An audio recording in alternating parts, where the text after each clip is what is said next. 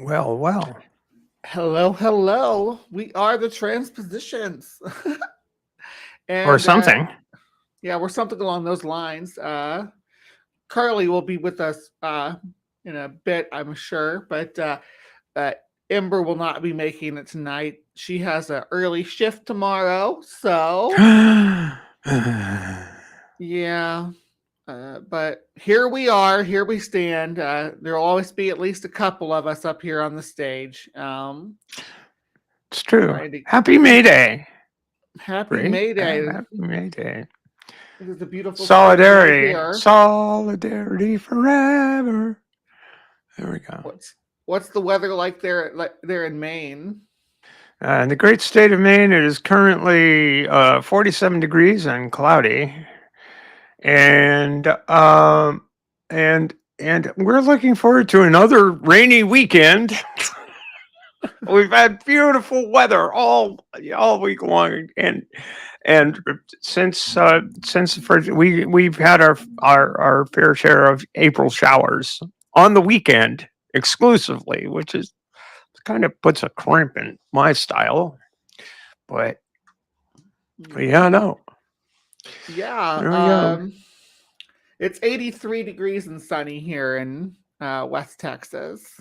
So Mm-hmm. gorgeous, gorgeous day. It's the people here get tired of the sunshine.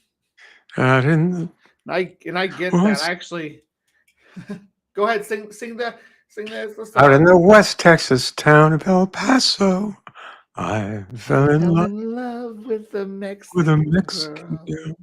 girl. Yeah, Sometimes I have to wear these just to give my eyes a yeah, rest because it's so sunny here. yeah. Well, Mhm. it's But sunny here, as you can see. This is you're looking, everybody. You're looking up the Portland Ship Channel towards Portland. The lights on the lights that way are the Portland Peninsula. This is a view from Cape Elizabeth, and a live view, as a matter of fact, very calm. Um, as you can see, cloudy, and the sunset is, you know, kind of there. yeah, gorgeous. And as you can see behind me is the messy bedroom of a neurodivergent woman in her early 40s. Um, this is actually post midlife crisis. You should have seen it before midlife crisis because it was a Oh, lot worse, really? let me tell you. Okay. And I got the wind Uh, blinds open tonight because this is gorgeous coming in. I'm feeling the sunshine today. Hating the nice. dust right now, but feeling the sunshine. It's dusty and there's so much pollen here. It's got my sinuses all tore up. Yeah, the trees are just budding out, and the magnolias are in bloom, and it's very pretty. It's very it's a nice time of year here in Maine. And in well, let's see, couple of weeks, no, 2.5 weeks, I'll be sailing again. Yay! Why Yay! not? Can't wait. Yeah. Speaking of giving you the floor, Steph, if you want to break that story right now, I'll give you the floor. Or if you want to wait till the usual spot, that's fine. But No. Well, wait. This is breaking news. This happened well, today. Apparently, and I'm doing this off the cuff because I closed the window that I should have open, but I did not. oh, well, the Uh, it's Trump's Department of Health and Human Services under the expert direction of Robert Francis Kennedy Jr. released a report today that is a study of studies. Now, it's conducted by this guy who's a philosophy professor at MIT, and put the whole thing together with no discernible, according to Florence Ashley, who follows issues like this, has absolutely no discernible either medical or scientific qualifications. But nevertheless, he's the kind of guy you want RFK Jr. wants to go to put out bullshit that asserts scientific untruths. And I'm going to get deep into that. It's out on the AP. Airyn Reed's just covered it like 36 minutes ago. Did it? I haven't done a deep dive into it. I've been at a sewing yeah, machine all day. I think we might be the first to cover But it live on a on stream. the YouTubes. Yeah. Yes, on a podcast or broadcast. Yeah. Since we're Whatever doing the heck this thing is. Yeah. yeah. So yeah, it's yet another thing. These folks are relentless. It doesn't matter. Their favorite whipping girls, us, are you know, hat tips and homage to Julia Serrano, but their favorite jerks are just continuing to do the absolute worst thing for uh, uh, their fellow Americans and for the country at large, and it sucks. So yeah, this is a story. Trump's healthcare agency urges therapy for transgender youth, not broader gender affirming healthcare. Look Well, at you that see, guy. here's yeah. There's so many things wrong with this. As a kid who grew up when basically conversion therapy was the default. It's not pretty. It's not good. You know, so many people of my generation lost the opportunity to yes, enter the suggested therapy is of the conversion type. It's of the denial type. It's of the, you know, forget about it style, and that hurts people. It just does. There's a reason that gender affirming care became more and more accepted as a thing because it is successful.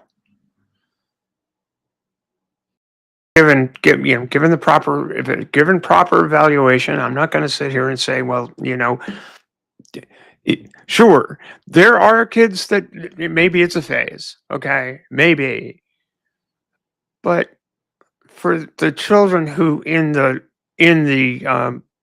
uh, in the parlance of the professionals who deal with this sort of thing are insistent, consistent, and persistent in their gender identity, it's really, really harmful to pursue, uh, uh, to basically tell them they're not who they are.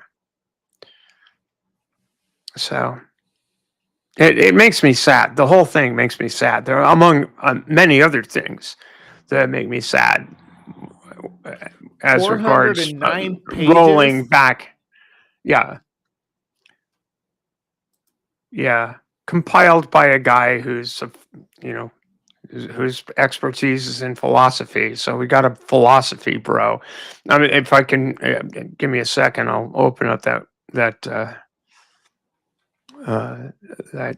thing from Florence Ashley. But it's in the metadata. The guy who, you know, the author of the thing.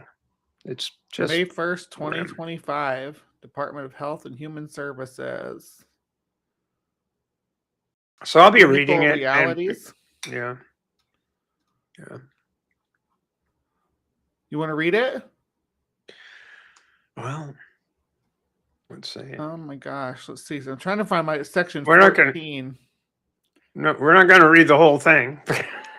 Yeah. There's a lot here. I don't know what to Psychotherapy say. for gender dysphoria.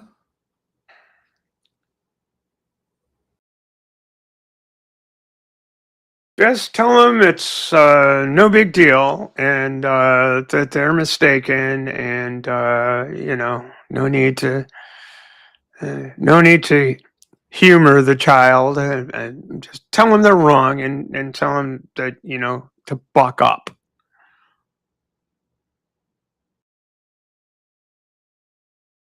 Works real well. This is Tell you from gross. personal experience, it's disgusting.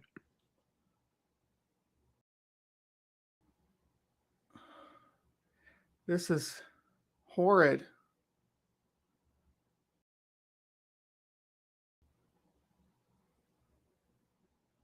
Oh my gosh. Here we go.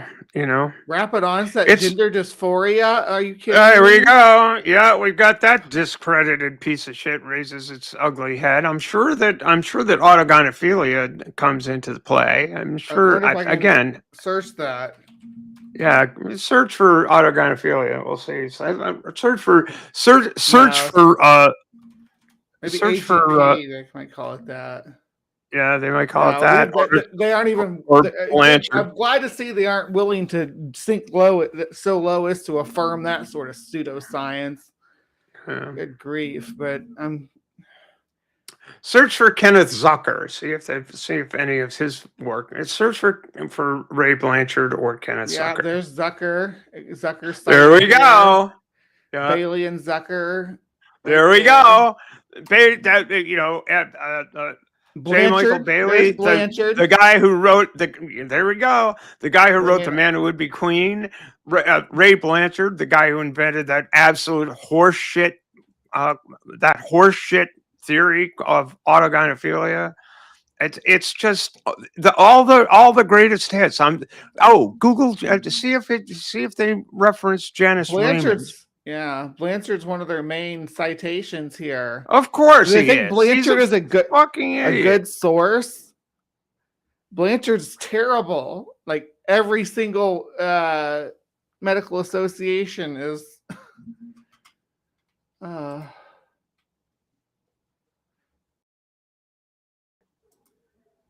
So just getting an update on the situation I was telling you about.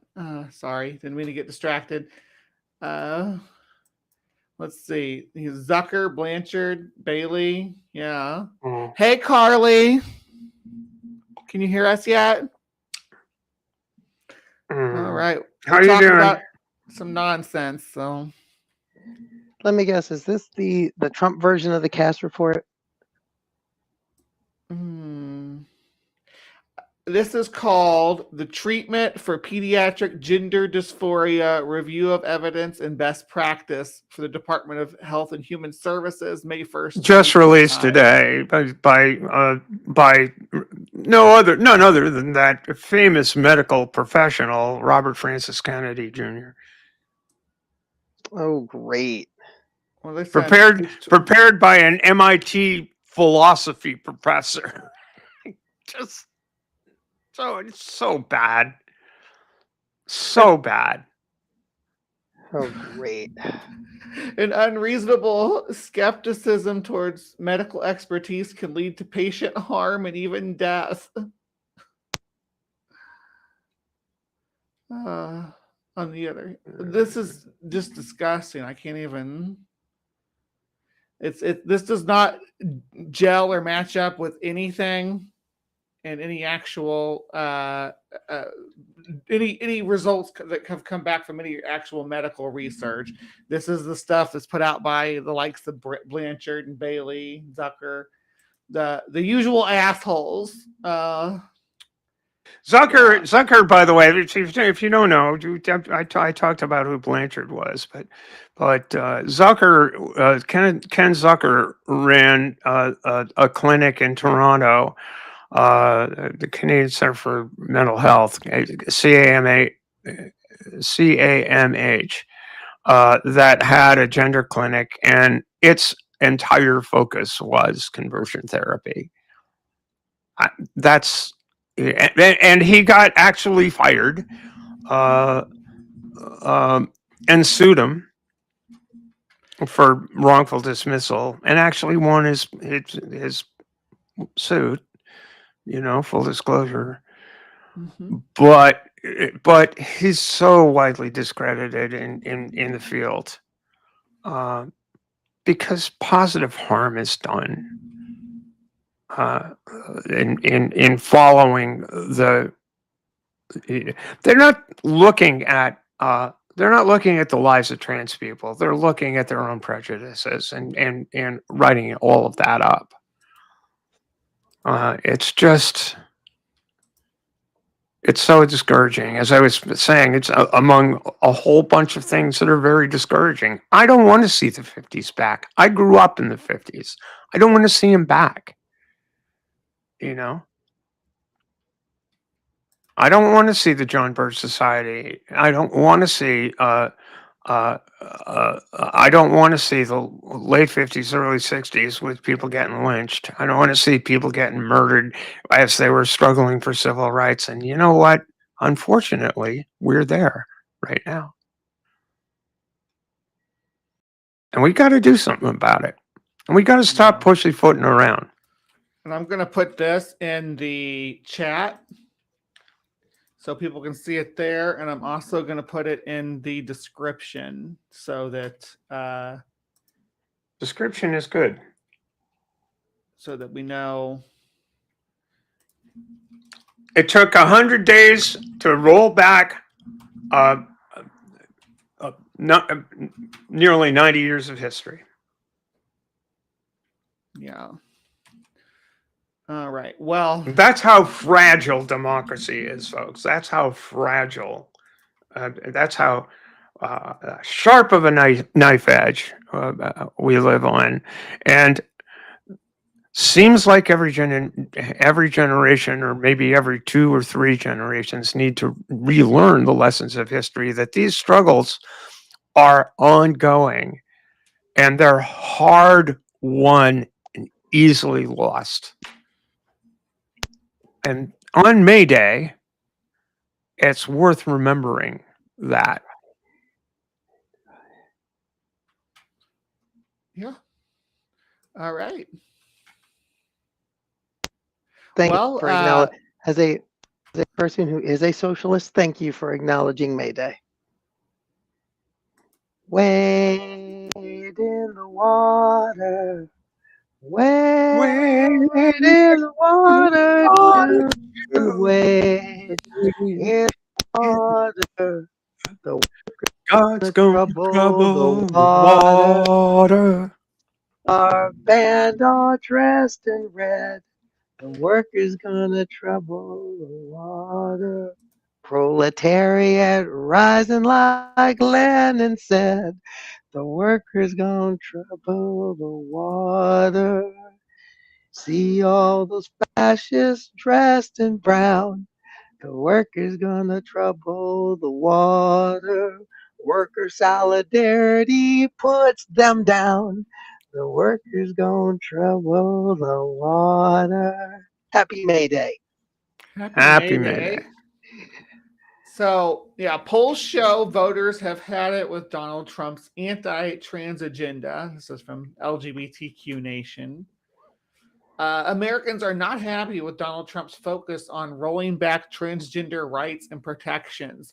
Among the flurry of disastrous polling data for the president following the first 100 days of his second term, one poll zeroed in on the administration's unrelenting attack on trans rights, resulting from independent nonprofit news organizations. The 19th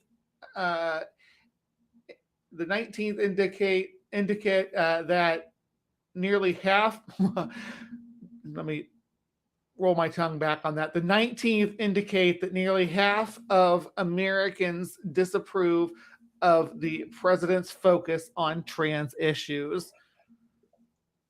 On Monday, the outlet released the results of the 19th News Survey Monkey Poll, which surveyed over 5,000 U.S. adults age 18 and older, conducted online from April 11th through the 21st. The number of participants who said politicians should not focus on trans issues rose from 43% prior to the November election to 49% in April.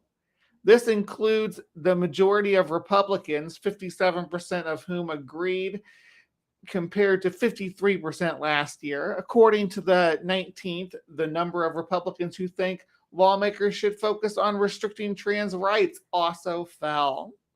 Any commentary so far, ladies? Yeah, maybe people are just sick of it, which is, a growing number of people. It's a trend. It's not, I'd like to see it be like numbers in the realm of 80%, 90%. It's too much to ask for 100%, but really, who gives a shit about us? Really? Who does?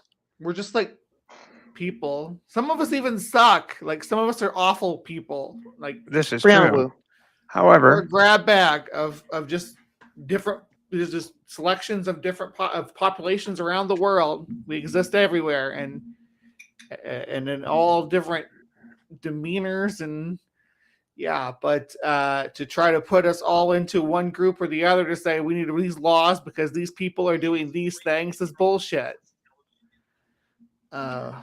Anyway, speaking of people standing up against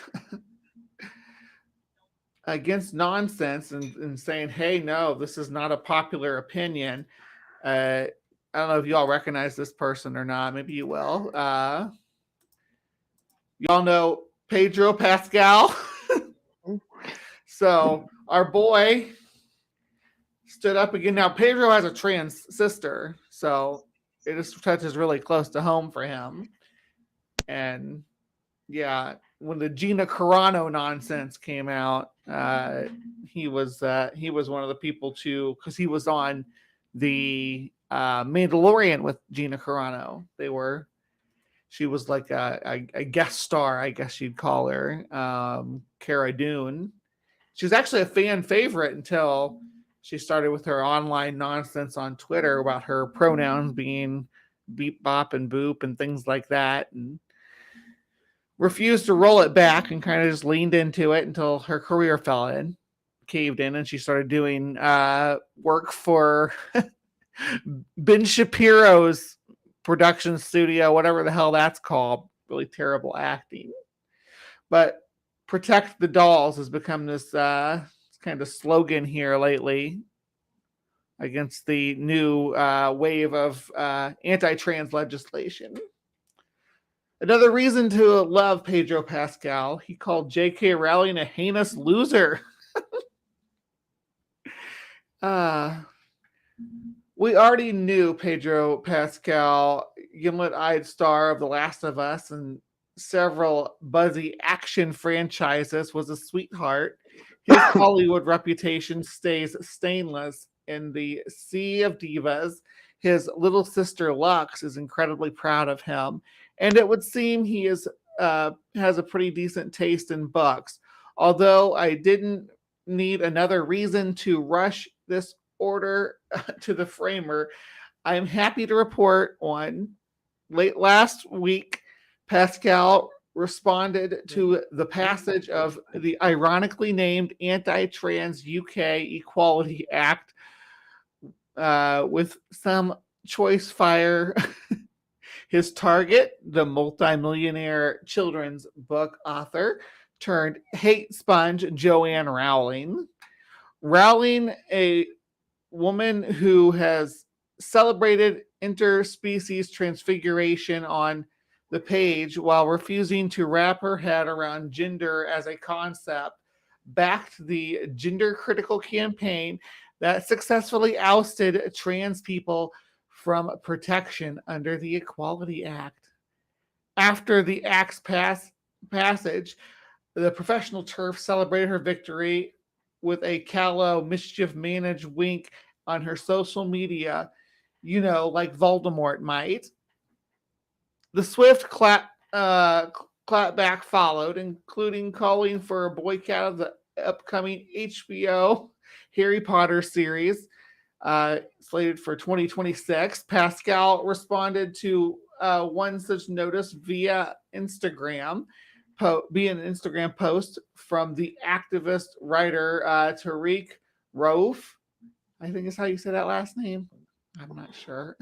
Expressing support for the Boy Who Lived boycott. He said of Rowling's supervillainy, awful, disgusting shit is exactly right. Heinous loser behavior. It's nice, if unfortunately rare, for celebrities to stand on the right side of history these days.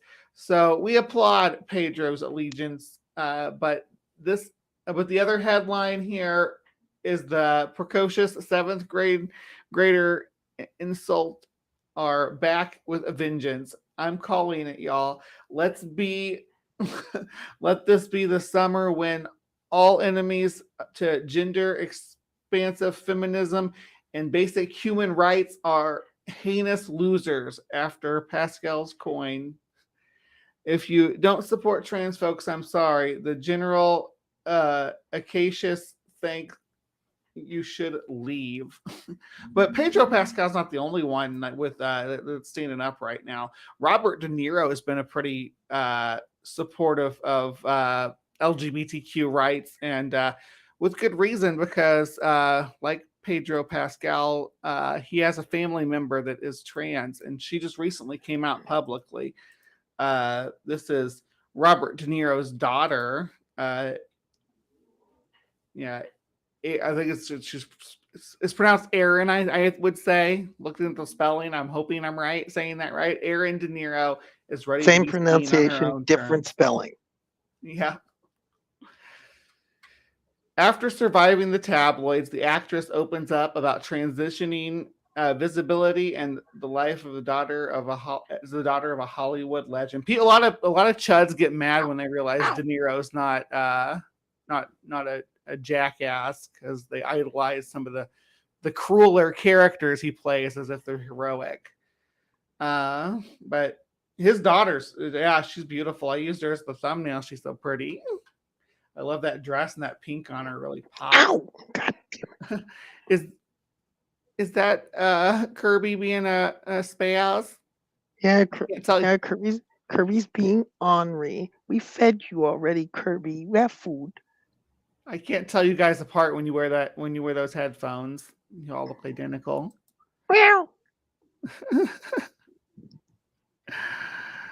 All right. So yeah. In the corner of a rustic Williamsburg cafe, Airyn De Niro tells me about getting locks for the first time. She recites the rhythm of the stylist's deft fingers working through her curls. Wash, comb, retwist, wash, comb, retwist. During the first visit to Annette Roche's beloved New York salon, Airyn's tender scalp ached as she listened to the Black woman share gossip and make small talk. Hours passed before the loctician, a stylist specifically for locks, tapped her on the shoulder. Her hair was done at last, and as she left the salon, she caught a glimpse of her reflection and didn't not look away. So it's that thing like a lot of trans women will do too, is get locks, because having the receded hairline, it makes it look more more styling, I guess is the way to put it. Better in style, but it looks gorgeous, and you can weave stuff into it. All kinds of fun you can have with locks. But the 29-year-old's first appointment at a black hair salon, which she made after seeing Halle Berry's locks in The Little Mermaid, marks a turning point in her journey towards liberatory gender expression. An aspiring model and voice actor studying to be a mental health counselor, Airyn is taking a break from the daily grind to speak to me about navigating her transition, the entertainment industry, and the media attention that comes with being Robert De Niro's daughter. As she enters the cafe, a cascade of pink locks flow down her back. It just felt right, Airyn says of her locks, which looked as weightless and colorful as butterfly wings against her all black fit. I feel like I'm meant to be doing this. Yeah. They look pretty, but Pretty stunning. Very stunning. Yeah, you serve, girl. But yeah, I'm not going to read all this article because it's long as hell, but I just wanted to show some of the pictures of her transition and sort of break things down and read that first few passages so that you get an idea what the story's about. You can read this on them. It is, let's see, Ava Pauline Emolian. I'm terrible with last names. Anybody want to give that one a shot? Emolian. maybe. Emilian. Mm. Yeah, the photographer did a great job too, Alex Vinagas. All right, but this is kind of a trend that's going on. People like with the way things are going socially. There's been sort of a move towards visibility, and unfortunately, on a lot of social media platforms, this kind of activity is met with a lot of hate. But you got Charlize Theron. You got I mean, look at this. You got all these celebrities with their trans children just standing up and standing by their kids to show their support, and people will hopefully get a little bit normalized to seeing gender non-conforming people in the public eye as we move forward. That's the main idea, right? To have some visibility just in the mainstream. And just some people present it as just as purely grooming, just to even for kids to know that we exist. It's ridiculous. Yeah, visibility is interesting. It's a double-edged sword in a lot of respects, and of course, the expectation in my years of transitioning was to disappear, and I've said this before. I kind of did for. I didn't disappear as a person, but I did just sort of like just not bother talking about it, not being affirmatively out there. And I have a few thoughts on that as I'm coming into the 27th sailing season after transitioning back in, starting in 1998. And we had our J24 class meeting at the Portland Yacht Club last night, and it was great. It was great seeing a whole bunch of friends and getting ready to go out and compete, starting the third week of May, and I'm really excited. It makes a little bit of a good time thing, a good news kind of thing. I don't think this is going to last forever. And God damn it, I'm not ready to surrender yet. It's like, uh, uh, and I'm hopeful that the better angels do prevail on people, because this whole thing is so ridiculous. Just bad. Just bad stuff. Bad juju. All right, I'm gonna give you guys a trigger warning because it's like what's gonna pop up on the screen might be disturbing. What's going to pop up? Stephen Miller. Well, that's pretty Good disturbing, Lord. especially without the spray on hair. I mean, really. Isn't he touring with Flock of Seagulls right now? Right. But since he's working with the White House now, we gotta take his bullshit seriously. This is really short, but the Department of Justice is also coordinating with state and local law enforcement to fight child abuse in our school systems.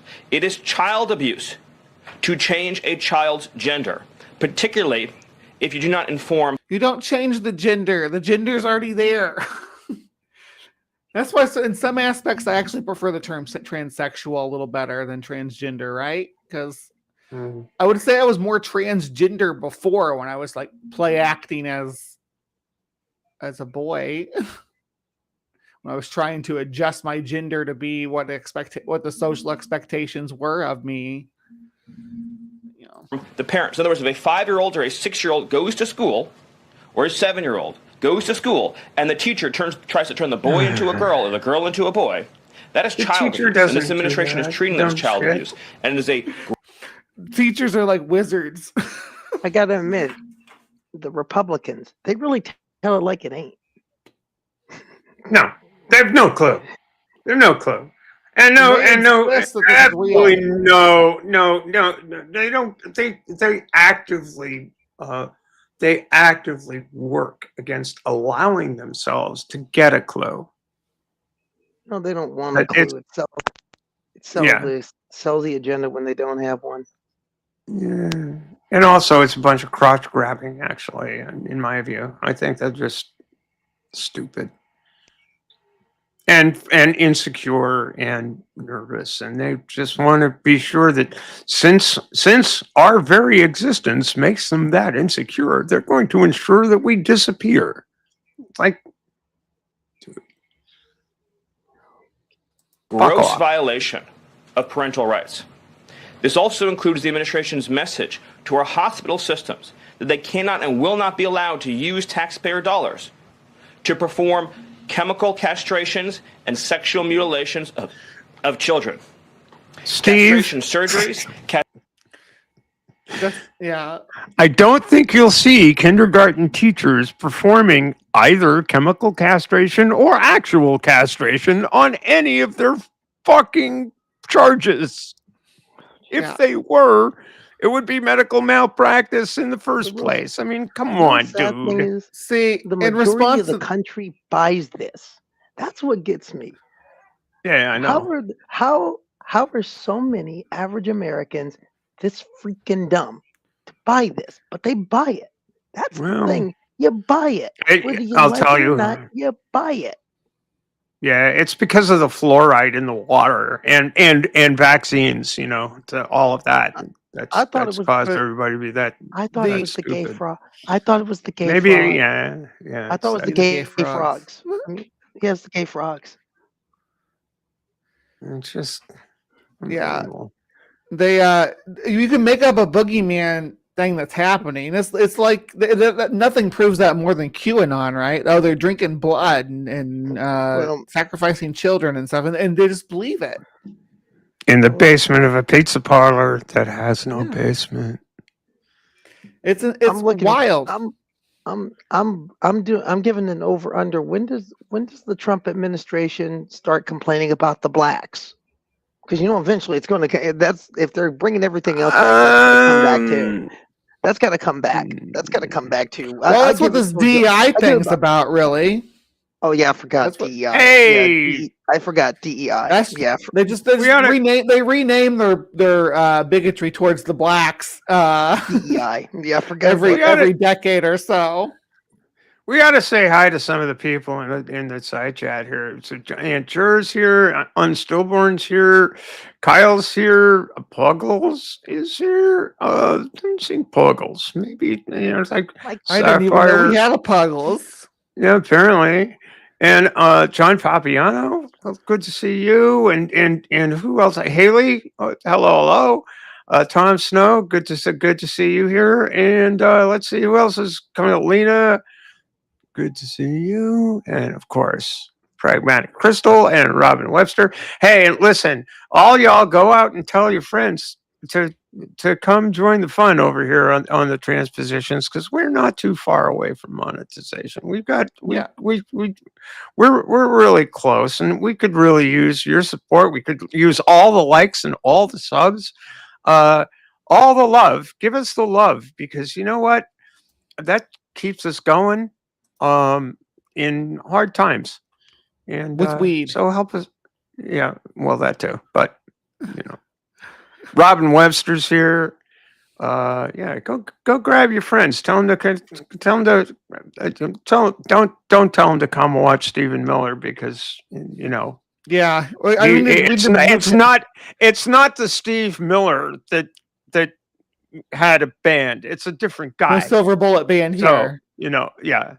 No, that was Rob. That was Seeger. Bob Seger, yeah, Bob Seger. did you just Sorry, say Bob Steve Seger. Miller Band? Abracadabra. Yeah, that's the one. Yeah. Abracadabra. Castration drugs, sterilization treatment. Abracadabra castration drugs. I like it. Big old jet airliner. I like how they call Taking all those immigrants away. Oh, Not big this one. old jet airliner. Get out. We don't want you to stay. They call this There you for go. Yes, there you go. castration medications. Of children are barbaric. They violate all sound medical ethics. They are completely unwarranted. They harm children for life, irreversibly. It is child torture. It is child abuse. He's just throwing out buzzword slogans at this point. And he starts out saying kindergarten teachers are doing this. And it's like, dude, they're not doing this. They don't have access to that. They don't think there's no way they can do it. If you're just making shit up and pulling it out of your... The irreversible Something. stuff is so weird to me. Like, I wish that, just taking some hormones for a few months would do irreversible changes to my body. How much easier things would be if I didn't have to set 3 alarms for myself to take this med at this time and inject this in my ass at this time.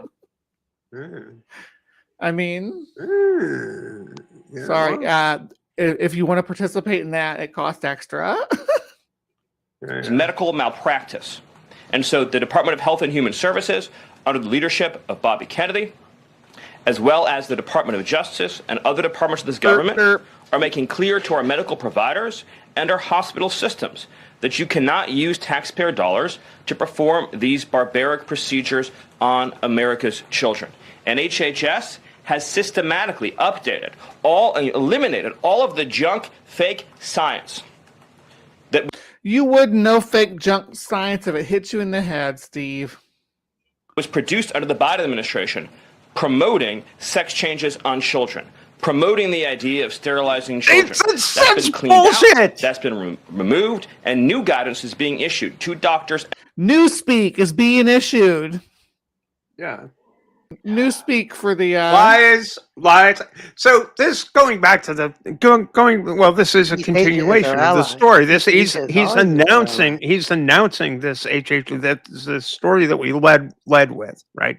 He's announcing this, that we're doing this thing, and it's lies after lies after lies. Airyn Reed documents it.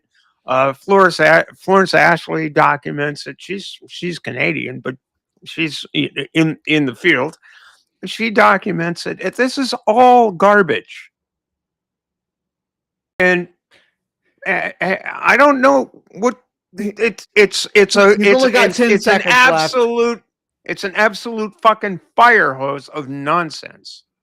He's only got 10 seconds left. I'm gonna let him run his mouth for 10 seconds so we can get this off. So I can get that spray hair on that they cannot perform these horrifying procedures, these irreversible procedures on our nation's children.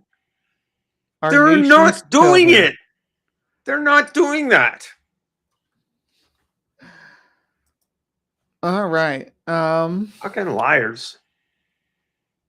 So that's all I brought to the table today, because we had that big breaking story and I didn't want to overload it with a bunch of fluff pieces. But I think that we should just keep an eye on Stephen Miller. Just watch him, because he's going to be. I avert my eyes whenever Stephen Miller is anywhere. Yeah. Because he's, the other irony of there are so many, but Miller is a second generation American. His parents fled Nazi persecution. Trump is a second generation American. His granddaddy fled the draft in Germany. And and set a precedent for future generations, as that sort of thing. And here are these people demonizing immigrants, demonizing oppressed minorities. And as Carly said, it's only a matter of time before we get right back down to the old, tried and true American racist bullshit. This isn't good. So on May Day, let's remember a lot. All right. So, Carly, what do we got coming up in sports today? If you want to. Well, we had breaking news here in the United States with the fake cast report coming out, and we had breaking news just across the pond in the UK. The Football Association of England announced that transgender women are banned. So the beautiful game, we're locked out of it. We'll have that in sports. Plus, we're going to have, as part of that, we have one of the 20 transgender women who are registered soccer players by the English FA. And she told us she saw it coming. And she actually quit her team yesterday because she saw this coming. And sure enough, here it is. Amelia Snowden with Castle Point Football Club will be joining us. We're going to have that. Plus, the Riley Gaines Act got passed in Georgia and was signed by the governor. In fact, there were two of those. West Virginia signed theirs last month. We're going to have the stories on that. The Trump administration's latest threat against the University of Pennsylvania over someone who hasn't attended the university since 2022. Leah Thomas still living in the transphobes' heads rent-free. But we're also going to have some trans joy tonight. And the big part of that will be an appreciation. Cal Calamia at the London Marathon last weekend won the non-binary division of the London Marathon, has podiumed in every non-binary division at the world's major marathons, and became the first non-binary athlete to compete in the 6 world major marathons, earning them the coveted 6-star medal. So we're going to have that and more in sports coming up. Awesome. All right. Well, I think with all that said and done, you all ready to roll right into the good news? We got some Ember. Let's do the good news with Ember, and I'll tell you some good news from my own perspective immediately following, very shortly. Excellent. Yeah. So about 25 minutes, we'll be back with Steph. But right now, we're going to pop right into the good news with Ember. Again, Ember couldn't make it live tonight, so we appreciate her for giving us this coverage today. So here we go. What difference have you seen in Noah since she began to live her authentic self? She's happy. She's joyful. She laughs. She jokes. I see more laughter and joy. Trey's always enjoyed life, but I see more authentic joy. Joy would be a word to describe it. We're changing the world to be open, to be respectful and supportive of your peers, no matter if they are in the LGBTQ plus community. I feel like I would not be where I am right now if I didn't see like so many beautiful Black trans people just like sharing their truth. I think being trans is something that's very beautiful and powerful. It's really about choosing to love yourself. Like, you are that girl. You are that girl, okay?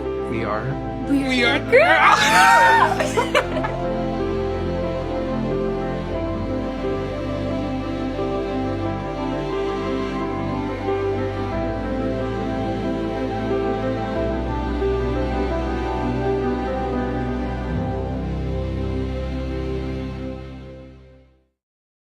TERFs will tell you that they're the majority of women's voices in Scotland and the UK, but there's like, what, maybe 20 people here? You can already see the empty space around them and the protesting trans flags that are already there in the background. Do you want to see what the majority of people actually think in the UK? This. There are so many people here, and everybody here, our whole community, have pulled this together in a matter of hours. Why? Because we are a resilient people.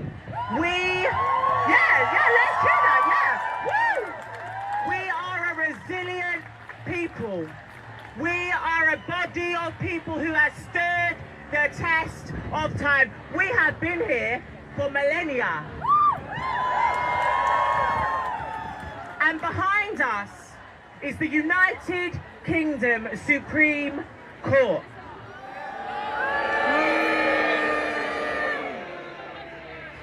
Everybody, the fact that we are here shows them one thing. We are not going anywhere.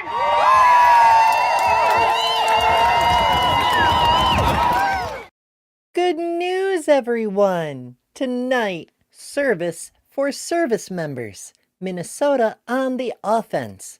A beauty brand gets more beautiful and more. Good news starts right now.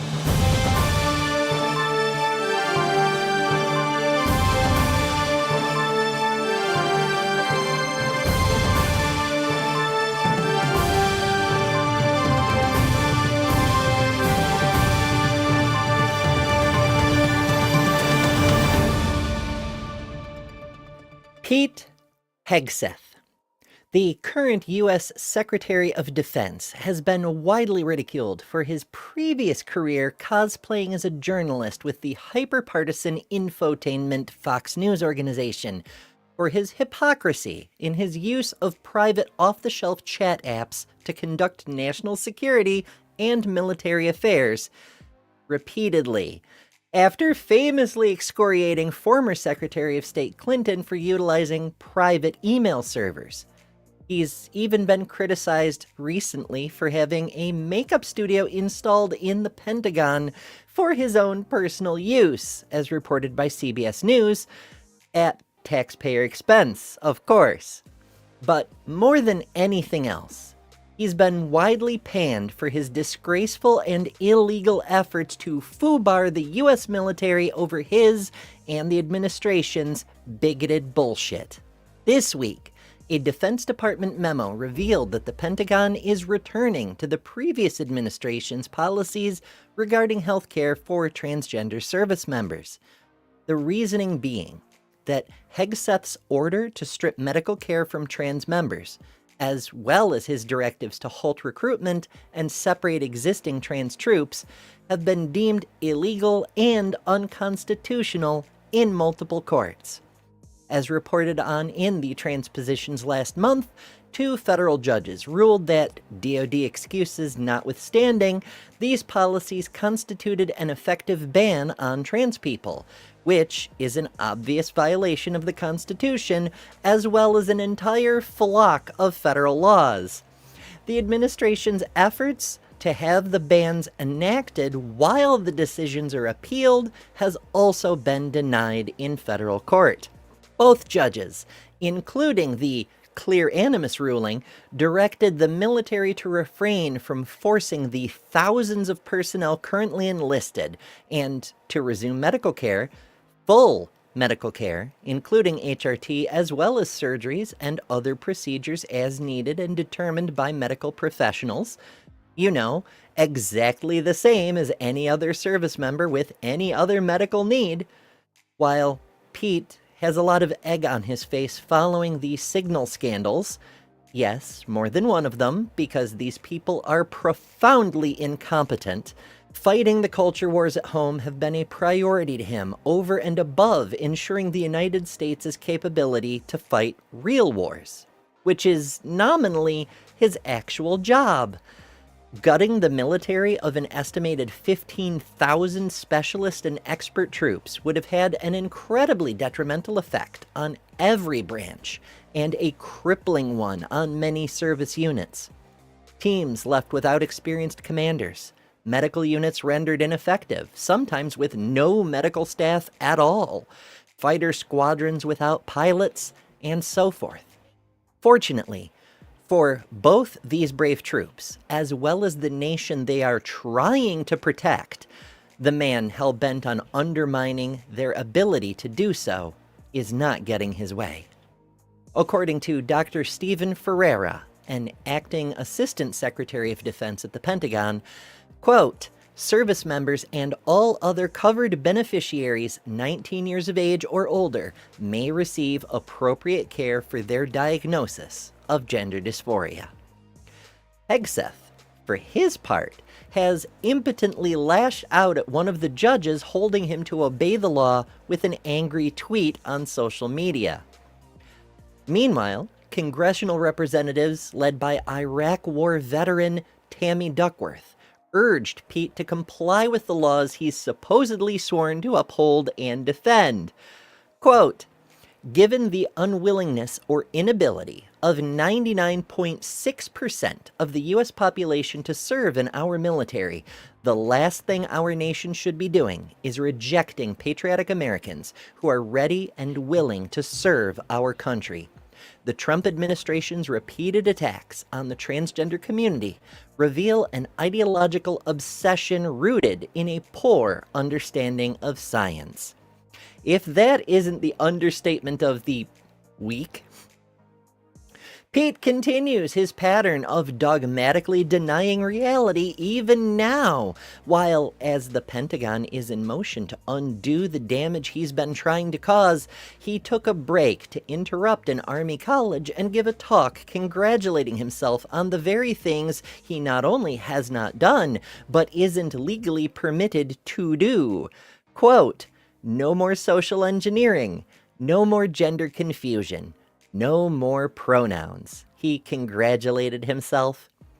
While Pete builds up his own fantasy land of great inhumane accomplishments, the rest of us can rest a little more easy knowing that our military service members are less under threat from their own administration, and so are also better able to be safe, to be healthy, and to protect our nation effectively.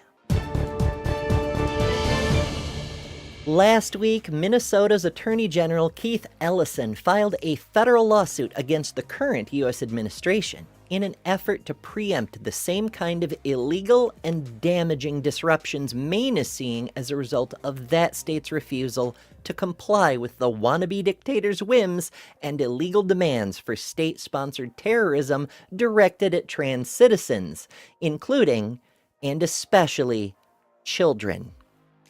Quote, "Minnesota brings this lawsuit to stop President Trump and his administration from bullying vulnerable children in this state," AG Ellison said at a press conference about the legal effort, which is a wild sentence that a citizen of the United States should have to say out loud.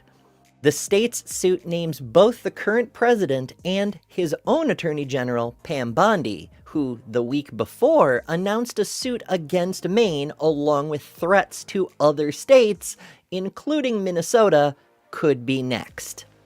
The federal Justice Department has also sent letters to several states, including Minnesota, declaring that funding for education and potentially other programs would be halted if the state did not comply with two of Trump's most unlawful executive orders, and is itself also unconstitutional. The orders in question are from the infamous January 20th fiat that declared all citizens are either female or non-binary due to its incoherent wording, which has been commonly interpreted to be the concept of a directive that we should all pretend both trans and intersex people simply don't exist. The other order declared that some women should be banned from participating in activities designated as women only on the long-debunked theory that protecting women from harm by men entails banning certain women. Somehow. It should be noted, the current president is himself a man, and an actual threat to women, both legally and personally, as has been adjudicated in courts prior to his election. AG Ellison stated that these dictates usurp Congress's authority to legislate, and orders withholding funds based on them violate the fiscal authority of Congress as well, which also goes to constitutional separation of powers. Additionally, the administration is demanding states and agencies violate Title IX, which prohibits sex-based discrimination in educational programs that receive federal funds. The U.S. Supreme Court has previously ruled that discrimination against transgender citizens necessarily entails sexism, for the same reason orientation-based discrimination does. The inherent meaning of both are inextricably linked to the assigned sex characteristics of the subject. It is an unavoidable entailment of that precedent that Title IX does and must protect the rights of transgender students' access to programs and facilities exactly the same way it does for race, religion, and other characteristics. The federal government cannot compel schools to exclude women of color, Muslim women, Christian women, or any other subcategory of women in the same way and for the same reason it cannot compel the exclusion of trans women. In fact, it is the duty of the federal government to do the opposite, to compel inclusion and withhold funds for states and schools that fail to comply, which is what Title IX actually states the government is duty-bound to do. Additionally, Minnesota's existing Human Rights Act, on the books since 1993, explicitly recognizes gender identity and prohibits discrimination against people for reasons relating to both gender and sex. The directives from the federal government would create numerous violations of this and other state laws, which, as a matter of both law and precedence, supersedes federal policy memos of the unconstitutional variety or legitimate.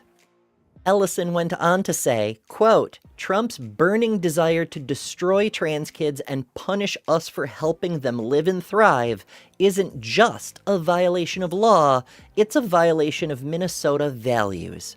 We are not going to sell out trans kids or any vulnerable community just to stay in the good graces of a lawless administration. State Representative Lee Finke previously featured on TheTransPositions for her efforts to protect the human rights of transgender Minnesotans as the state's first trans legislator, also spoke at the press conference.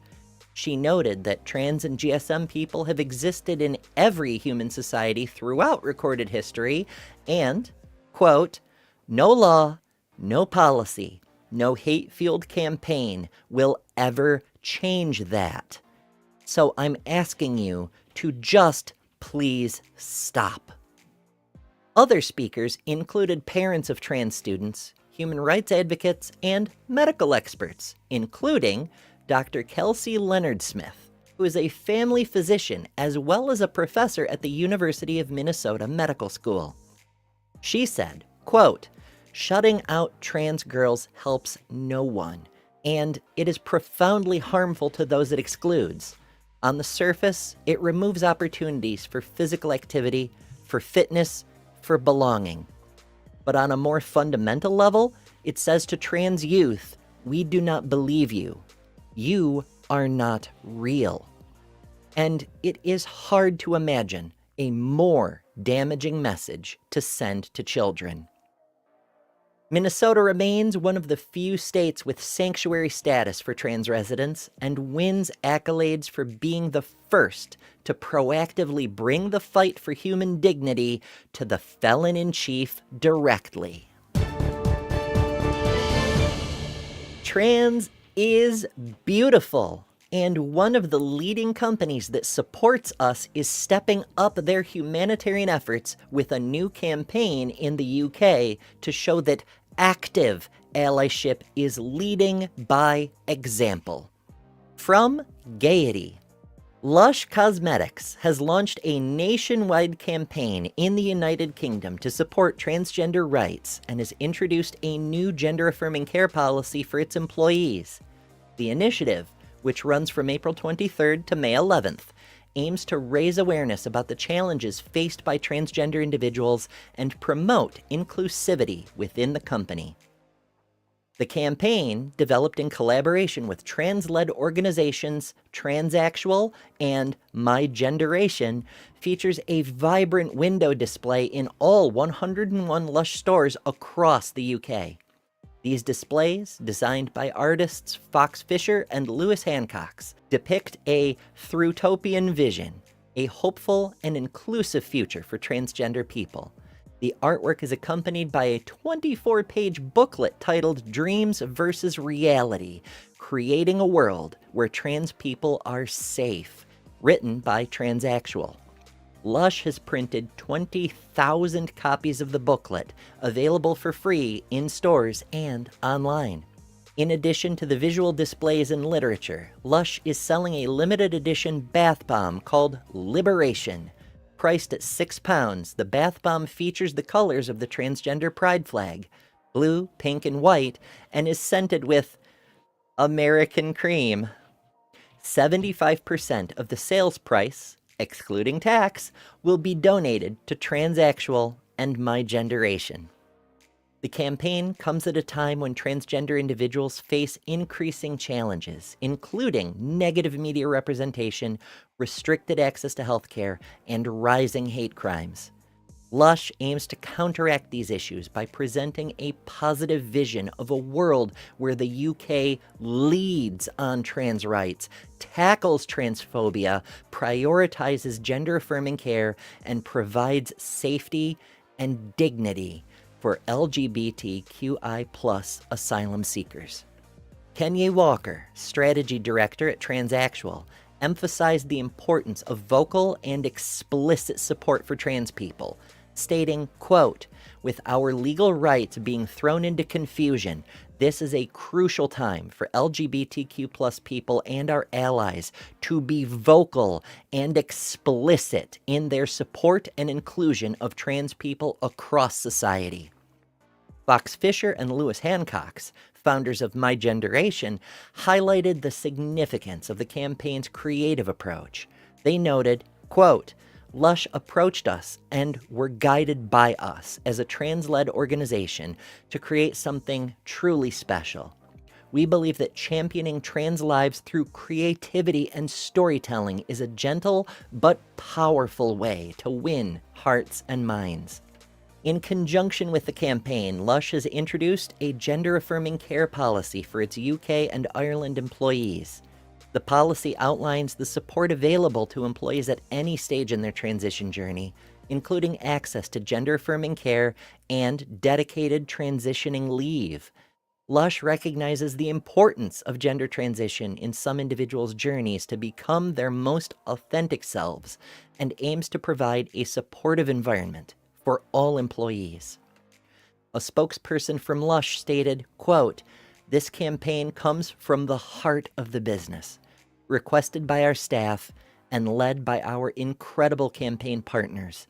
It comes at a time where positive trans representation is needed to counterpoint some of the toxic narratives that have been shaping public discourse." While the current campaign is taking place in the UK, Lush plans to expand the initiative to other regions. The campaign will also run in Ireland in partnership with the Irish organization TENI from April 23rd to May 11th. In the Netherlands, a similar campaign will launch in mid-May in collaboration with Transgender Network Netherlands. Lush aims to continue its global rollout, furthering its commitment to trans rights and inclusivity. If you enjoy content like this, be sure to subscribe. Transpositions Weekly is the first and only trans news show in the universe, and we need your help to keep this show going. Contribute at patreon.com/TheTransPositions. Spread the word on social media to let people know we're here, and tell us what stories matter to you by joining the community on Discord. Discord, of course, is where the memes live, and our meme of the week was posted by Lizzie Lee. And if you stan workplaces that stand for human rights and comprehensive life-saving healthcare, join us. Also, if you have good news concerning trans people you'd like to see reported on, you can tell us about that in the Discord as well. For the Transpositions, I've been Ember Belrad.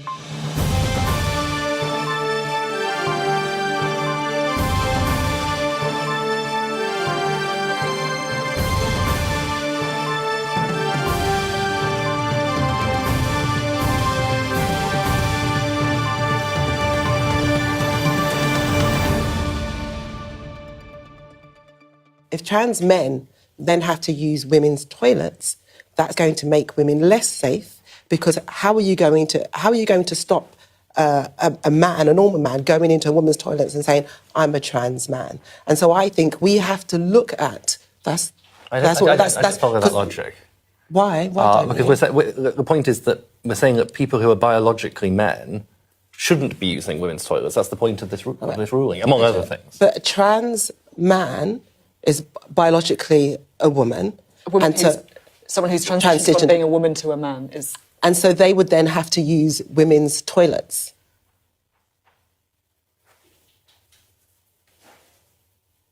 I think this...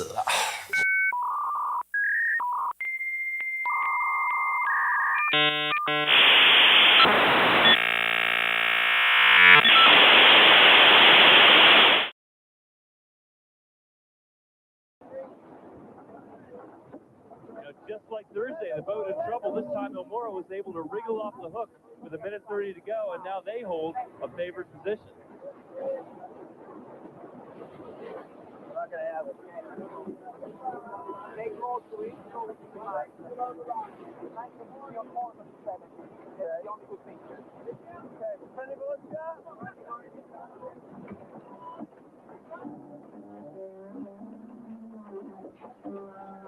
Game here is to get up to full speed. KR makes his move first, and he'll be going faster when the gun goes off. Go down below the line. 20. 17. 14. 13.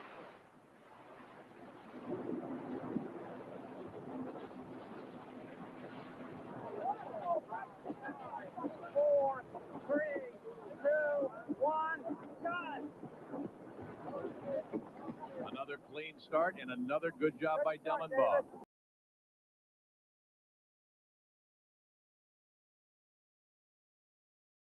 Another clean start, another good job by Dellenbaugh. Dave Dellenbaugh was the tactician on America Cube. That was the final race of the 1992 America's Cup. And as a matter of fact, Robert Madewell is that staff. No, I was not on the boat, but I was involved with the program. And the guy who was calling the time was a gentleman by the name of Bill Koch, who is David's twin brother. They were Charles, David, and Bill, and he was the one who sued his mother. But hey, yeah, I knew a lot of the people involved in that. It was an exciting time. I've been a sailmaker for my entire life, and sewn plenty of sails, and one of them for that boat. It was pretty cool. It was pretty cool. Graduate School of Sailmaking is an America's Cup campaign. Billionaires have got absolutely all kinds of money to spend on a completely arcane subject like how to make a sailboat go fast. It was very, very, very cool. Very cool. Very cool indeed. And that's, I'm kind of focusing on that tonight a little bit, a little personal note,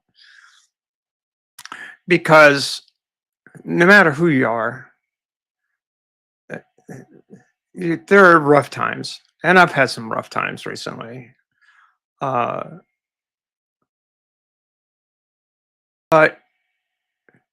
spring comes, May comes, May Day comes. We've all had rough times.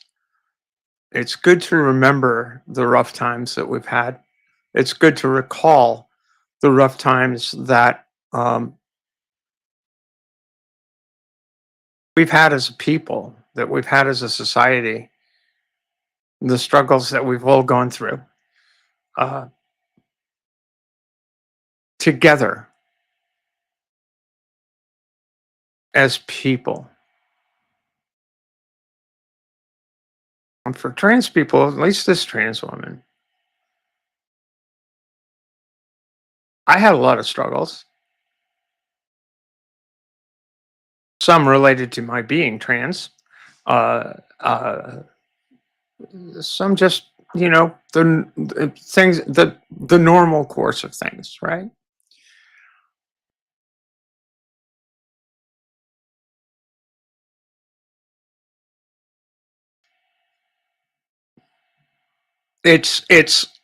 My ex's grandmother, who was a wonderful woman, used to say frequently, and I forget where she got the line, but she got the line. She used to say it all the time. It's a great life if you don't weaken, right?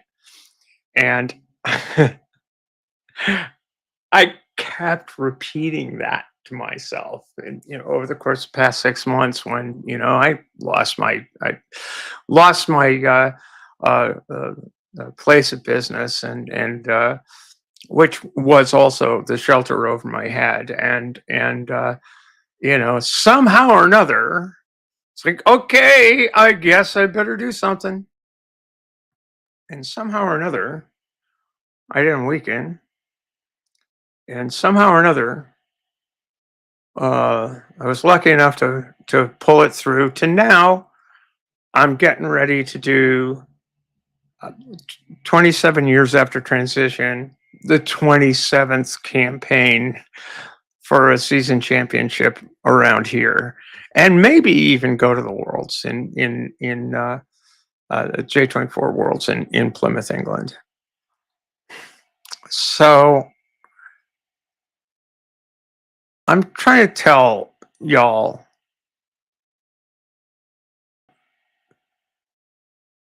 to be kind. Bree likes to say this all the time. Be kind. She closes her show all the time. Be kind. Be kind. When people are in trouble, be kind to them. Don't make it worse. Don't put the burden on people who are suffering. Don't put the burden on people who are struggling hard just to be who they are. Don't put the burden on anyone in that circumstance. Everybody has a bad day. Everybody has a bad stretch. And the course that we need to take as people, the course that makes us strong as a species, is the ability to empathize and to give when we can, and to pay back once we get beyond a point where we're in need.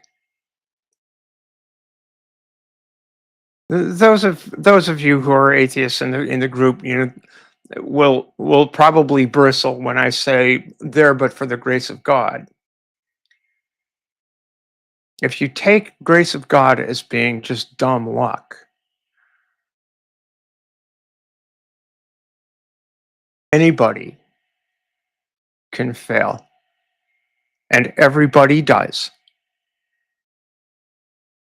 I think it's important to celebrate one another's successes more than their failures.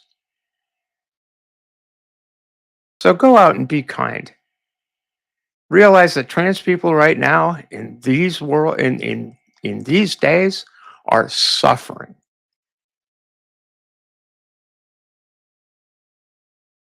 Some a good deal worse than I. Went to an organizational meeting for this year's racing, and was hugged.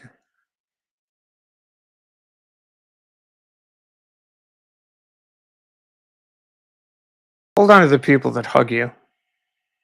Life is short. As Godless Granny says, live your life.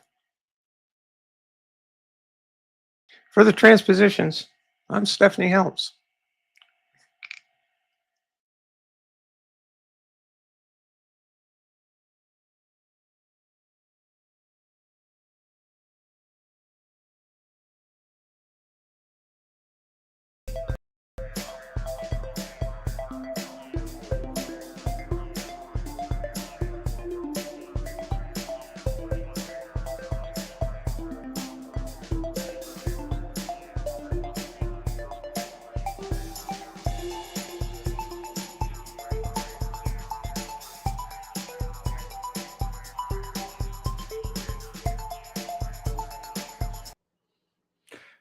All right, here we go. Hello, hello. Am I all blurry? Like, no, I'm not that bad. Not that bad. I thought I was all blurry for a second. Let's see if that fixes any. I don't know. Anyway, hello. I just wanted to just touch on a couple of things with you guys. The first thing is I'm talking to Marcy Reichen, the girl who got arrested in Florida for washing her hands in the bathroom at the Capitol. Trying to iron out a time. We're going to do an interview. It'll probably be recorded. It's probably not going to be live, but it'll be on next week's Transpositions if I can get it ironed out. But we'll see what happens. She's surely getting interview fatigue at this point. But it got me thinking about civil unrest and how we need to approach these things. And it's getting warmer out in a lot of parts of the country. It's May now, so it's getting warmer out. And it's getting closer to June, which is Pride Month. So there's going to be a lot of protests going on. It is the season of protest. So I thought we'd go over real quick here a little checklist of what you should do and how you should stay safe if you go to a protest, because now that it's the season, that there's going to be things outside. Let's not ever forget that Pride started off as a protest, right? This is all that's what the whole movement's always been.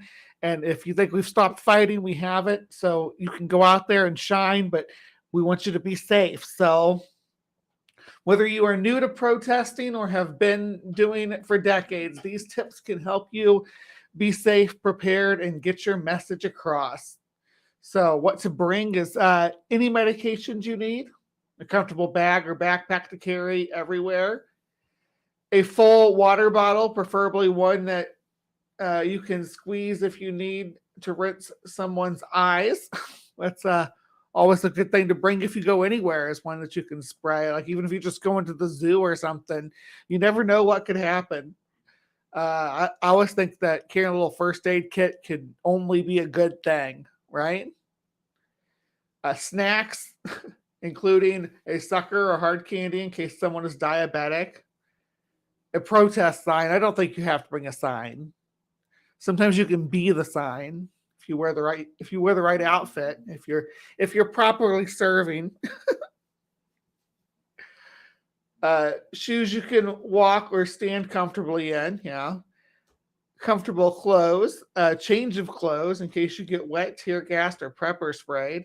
Rain poncho, hand sanitizer, sun protection. Note that oil-based products can prolong the effects of tear gas. Okay, because the tear gas would cling to the oil, I guess. Bandanas or face mask. Goggles to protect from tear gas, permanent marker to write a phone number on your skin in case you get arrested. That's not a bad idea. How to prepare. Well, learn about the issue and the organizations calling for the protest before. Yeah, don't go to a protest if you don't know what it's about. I think that's pretty self-evident. I don't know. Have a buddy, stick together and watch out for each other. Exchange information about who should be called if one of you gets arrested. Make sure someone who won't be at the protest knows where you are and what they should do if you get arrested. Feed your cat, call your mom, pay your bills. Yeah, if you have somebody that can do that for you. Know their number by heart or write it on your skin with permanent marker. Be sure to let them know when you are home and safe. Bring a cell phone. Think through what would happen if it is taken by the police. Make sure you have your phone locked when not in use, and notifications don't appear on the screen. You have the right to freedom of speech. So, yeah, this is a know your rights section. You have right to freedom of speech and assembly, but that doesn't mean that the law enforcement will respect those rights. You can only control yourself, not law enforcement. The best way to keep yourself and others safe is to not talk with the police. This is true even if you believe you have nothing to hide. If you are stopped by police, ask them if you are being detained. If not, politely and slowly leave. If you or your belongings are being searched, loudly say, I do not consent to this search. If safe and possible, record audio and or video. Because there's no guarantee of rights to privacy in public. So if you're in a public space, like even with the cops around, you have the rights to be recording. Like they can't stop you. And I recommend that with any kind of interaction with any kind of police or security people that try to escort you off the property, because they'll often try to pretend that the area that they're I wouldn't want to call it a jurisdiction, but the area that they're covering is bigger than it is. Private security companies do. If you are arrested, say only that you are exercising your right to remain silent and that you want a lawyer. Remember that it is illegal to lie to police, but the police can lie to you. If you can document the name and badge number of any officer you believe is violating you or someone else's rights, always ask for that badge number when you're recording too, because you want to make sure that it's documented who you're dealing with if things go sideways. These are good tips. While you're there, stay hydrated. Keep the focus on the demand of the protest, centering the message of those most impacted by the issue. Look out for others where we are all safer when we take care of each other. Be mindful of the privilege and vulnerability of yourself and those around you. Don't engage counter protesters. Do use the 4 Ds of bystander intervention if they are harassing another protester. Distract, delegate, direct, delay. It gives a link for how to do that too, I guess. Sanctuary street. Don't talk to the police. Do refer them to the police liaison. Most protests have a designated person to deal with police. Politely direct them towards that person. Don't take pictures of people's faces without permission. Do take pictures of cool signs and the police if they are violating people's rights, if safe. Find out if there is legal support, bail organizations, or hotlines in your area. Write down the phone number there and also on your body. This got you writing all over yourself. And you want to do that in some kind of marker that they're not going to be able to wash off when they detain you. So this is just good rules to just be safe. And of course, never talk to the cops. That's just good sense for most of us anyway. Let me see here. And I had, all right, I take a drink because my throat's getting kind of dry. I need to stay hydrated, but here we go. So here's some rights if you, this is from the ACLU. I'm organizing a protest. Your rights are strongest in what are known as traditional public forums, such as a street, sidewalk, or park.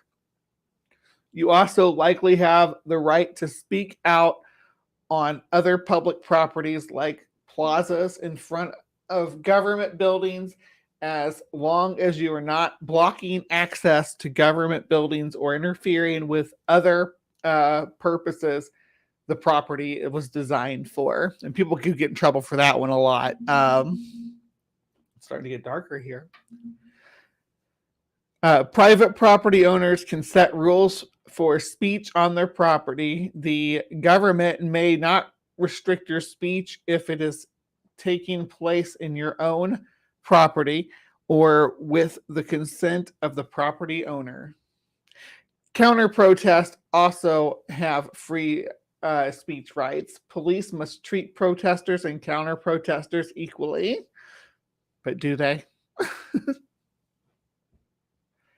Police are permitted to keep antagonistic groups separated, but should also allow them to be within sight and sound of one another. When you are lawfully present in any public space, you have the right to photograph anything in plain view, including federal buildings and the police.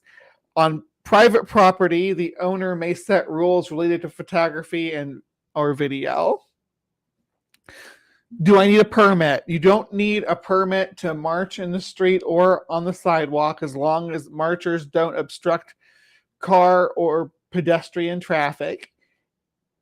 If you don't have a permit, police officers can ask you to move to the side of the street or sidewalk to let others pass or for safety reasons. Yeah. So that's like blocking the traffic and stuff. Why a lot of culture frowns upon that. Certain types of events may require permits. These include a march or parade that requires blocking traffic or street closure, a large rally requiring the use of amplifying sound devices, or a rally over a certain size at most parks or plazas. Excuse me. While certain permit procedures require submitting an application well in advance of the planned event, police can't use those procedures to prevent a protest in response to breaking news events. Restrictions on the route of a march or sound equipment might violate the First Amendment if they are unnecessary for traffic control or public safety, or if they interfere significantly with the effective communication to the intended audience. A permit cannot be denied because the event is controversial or will express unpopular views. If the permit regulations that apply to your protest require a fee for a permit, they should allow a waiver for those who cannot afford the change or charge the change. Hopefully, I mean, the charge is probably going to be more than change. What to do if you believe your rights have been violated. When you can, write down everything you remember, including the officer's badge and patrol car number and the agency that they work for. Get contact information for witnesses. Take photographs of any injuries. Once you have all the information, you can file a written complaint with the agency's Internal Affair Division of Civilian Complaint Boards. Complaint Board. I got mush mouth tonight. I'm sorry. I'm attending a protest. Your rights. Your rights are strongest in what are known as traditional public forums. Is this going to be the same information? Yeah, it looks like everything's pretty much the same. And then some more details about your rights for taking video and for pictures and video. When you are lawfully present in a public space. Yeah, this is breaking it all down for you. A lot of people don't think that the cops can tell you to put your camera away or whatever in a public space or on their crime scene. As long as you're a reasonable distance from a crime scene, you are allowed to record the police on public ground, and they're not allowed to ask you to stop recording. So yeah, and always get that name and badge number on record too. important stuff. Okay, I was stopped by the police while protesting. Stay calm. Make sure to keep your hands visible. Don't argue, resist, or obstruct the police, even if you believe they are violating your rights. Point out that you are not disrupting anyone else's activity and that the First Amendment protects your actions. Ask if you are free to leave. If the officer says yes, calmly walk the fuck away. Though I added the fuck there, but just in the spirit of things. If you are under arrest, you you have a right to ask why. Otherwise, say you wish to remain silent and ask for a lawyer immediately. Don't say anything or sign anything without a lawyer. You have the right to make a local phone call, and if you're calling your lawyer, police are not allowed to listen. You never have to consent to search of yourself or your belongings. If you do explicitly consent, it can affect you later in court. Police may pat down your clothing if they suspect that you have a weapon, and they may search you after an arrest. Police officers may not confiscate or demand to view your photographs or videos without a warrant, nor may they delete data under any circumstances. However, they may order citizens to cease activity that are truly interfering with legitimate law enforcement operations. What to do if you believe your rights have been violated. When you can, write down everything you remember, including the officer's badge and patrol car number and the agency they work for. Get contact information for witnesses. Take photographs of any injuries. Once you have all that information, you can file a written complaint with the agency's Internal Affairs Division of Civil Complaints Board, unless you're in a cell, which is part of the problem. But I digress. These are our, good steps to take. That's what I have for you tonight. Hopefully, I wasn't too long-winded about it. I just want everybody to be safe. We're getting to that time of year. Like I said, June's when things kind of peak, but we're in May now, leading up to it. So, and I'm ready for it. I'm ready. This will be my first summer in the city where I can actually go to the larger protest scenes. It actually gets pretty hot here, so I don't know.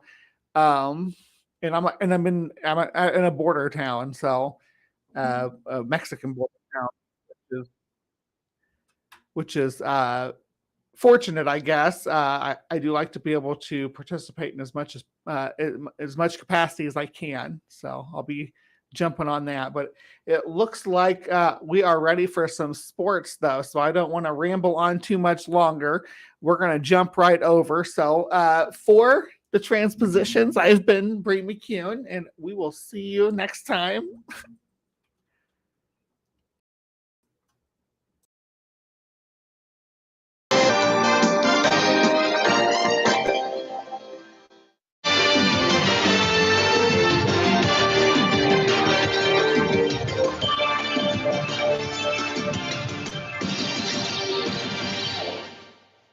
Transgender women have been locked out of the beautiful game in England and Scotland. We have a full report, including an interview with a footballer in England who saw this coming. Georgia passes the Riley Gaines Act. We look at what it is and what it means.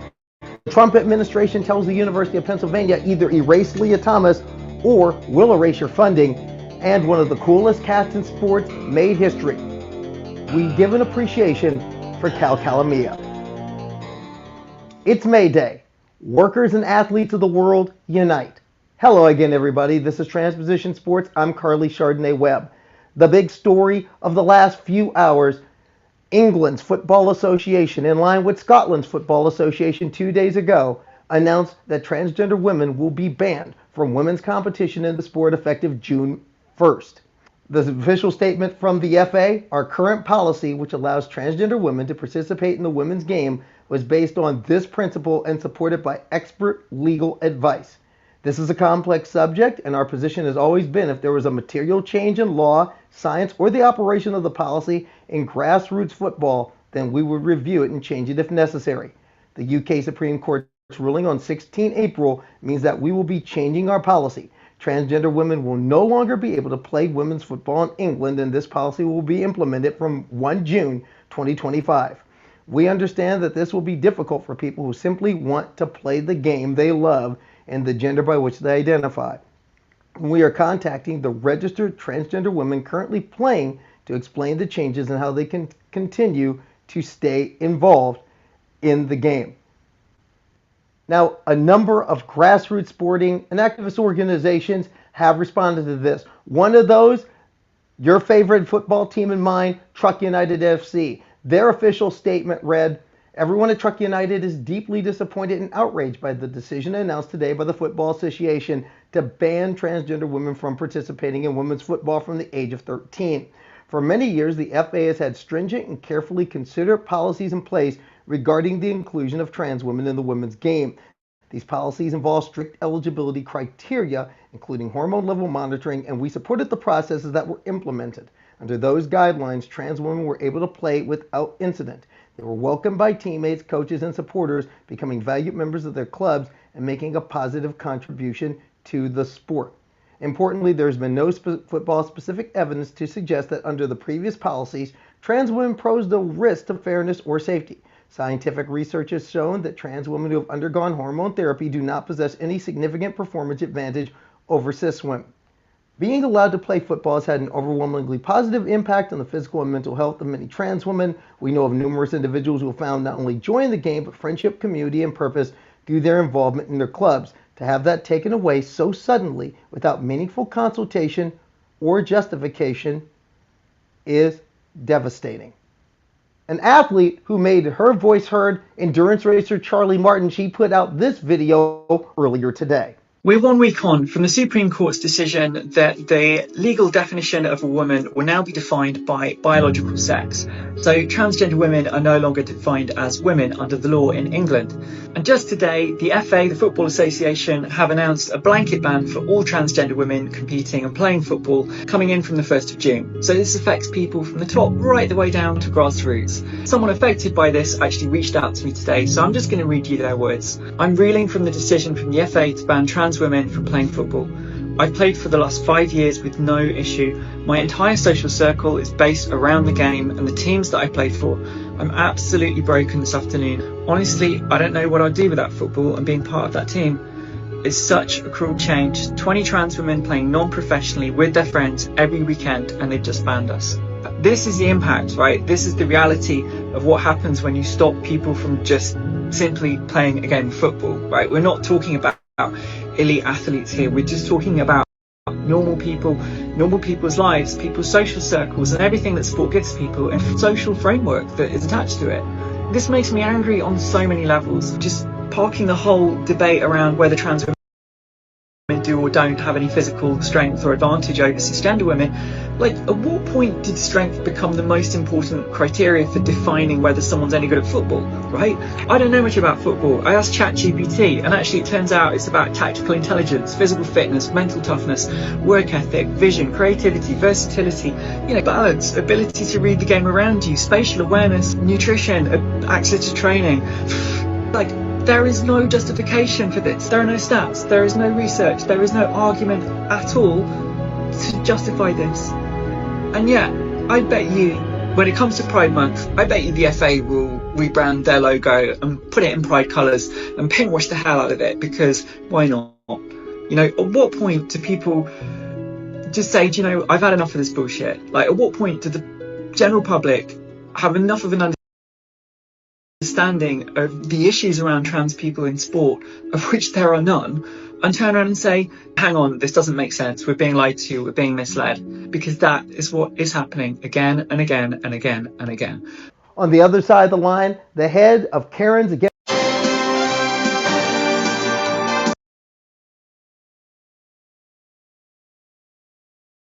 Against nutrition, access to training. Like, there is no justification for this. There are no stats. There is no research. There is no argument at all to justify this. And yeah, I bet you, when it comes to Pride Month, I bet you the FA will rebrand their logo and put it in Pride colours and paintwash the hell out of it, because why not? You know, at what point do people just say, do you know, I've had enough of this shit? Like, at what point do the general public have enough of an understanding of the issues around trans people in sport, of which there are none, and turn around and say, hang on, this doesn't make sense, we're being lied to, we're being misled? Because that is what is happening again and again and again and again.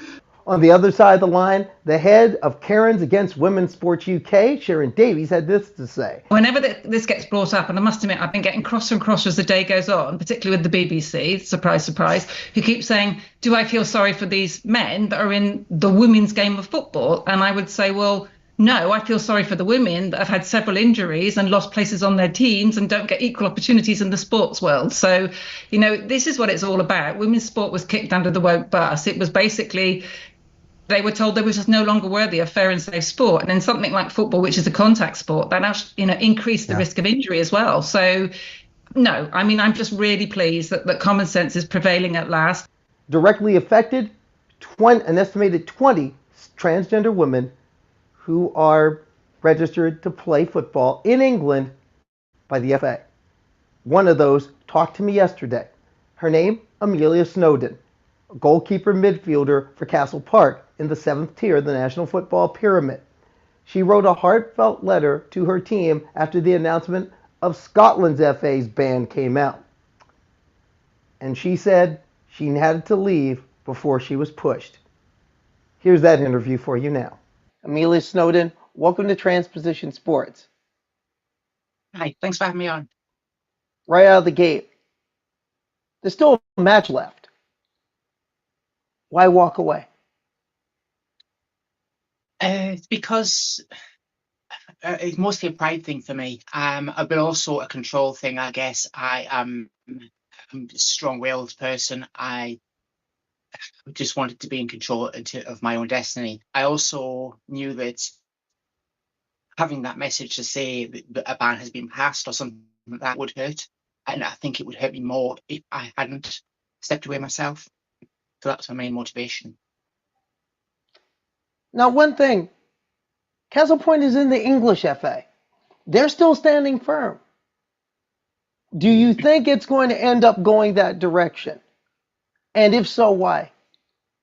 I've had some very positive meetings with the FA. I've spoken to their representative and had a lot of things explained. And we're talking a couple of weeks ago before the Supreme Court ruling, and the AHRC guidelines came out. I was very hopeful based upon that interview and that time I spent with their representative. And we received an email last week saying that, in light of the EHRC guidelines, they were reviewing things. And for them to have come out 2 weeks ago to say, yes, everything was fine, and then now be reviewing things, that was very worrying to me. That's a very poignant sign. I've heard since that they are still saying verbally to players, at least, nothing's changing as far as we are aware. But again, this EHRC guidelines with regard to sports hasn't actually come out yet. And with the Scottish FA taking a preemptive move, I feel like it's only a matter of time. I don't hold out a lot of hope for one sports body to stand up when other sports bodies have already capitulated on this one. We follow each other on Instagram. We follow each other on Threads. And I said this to you.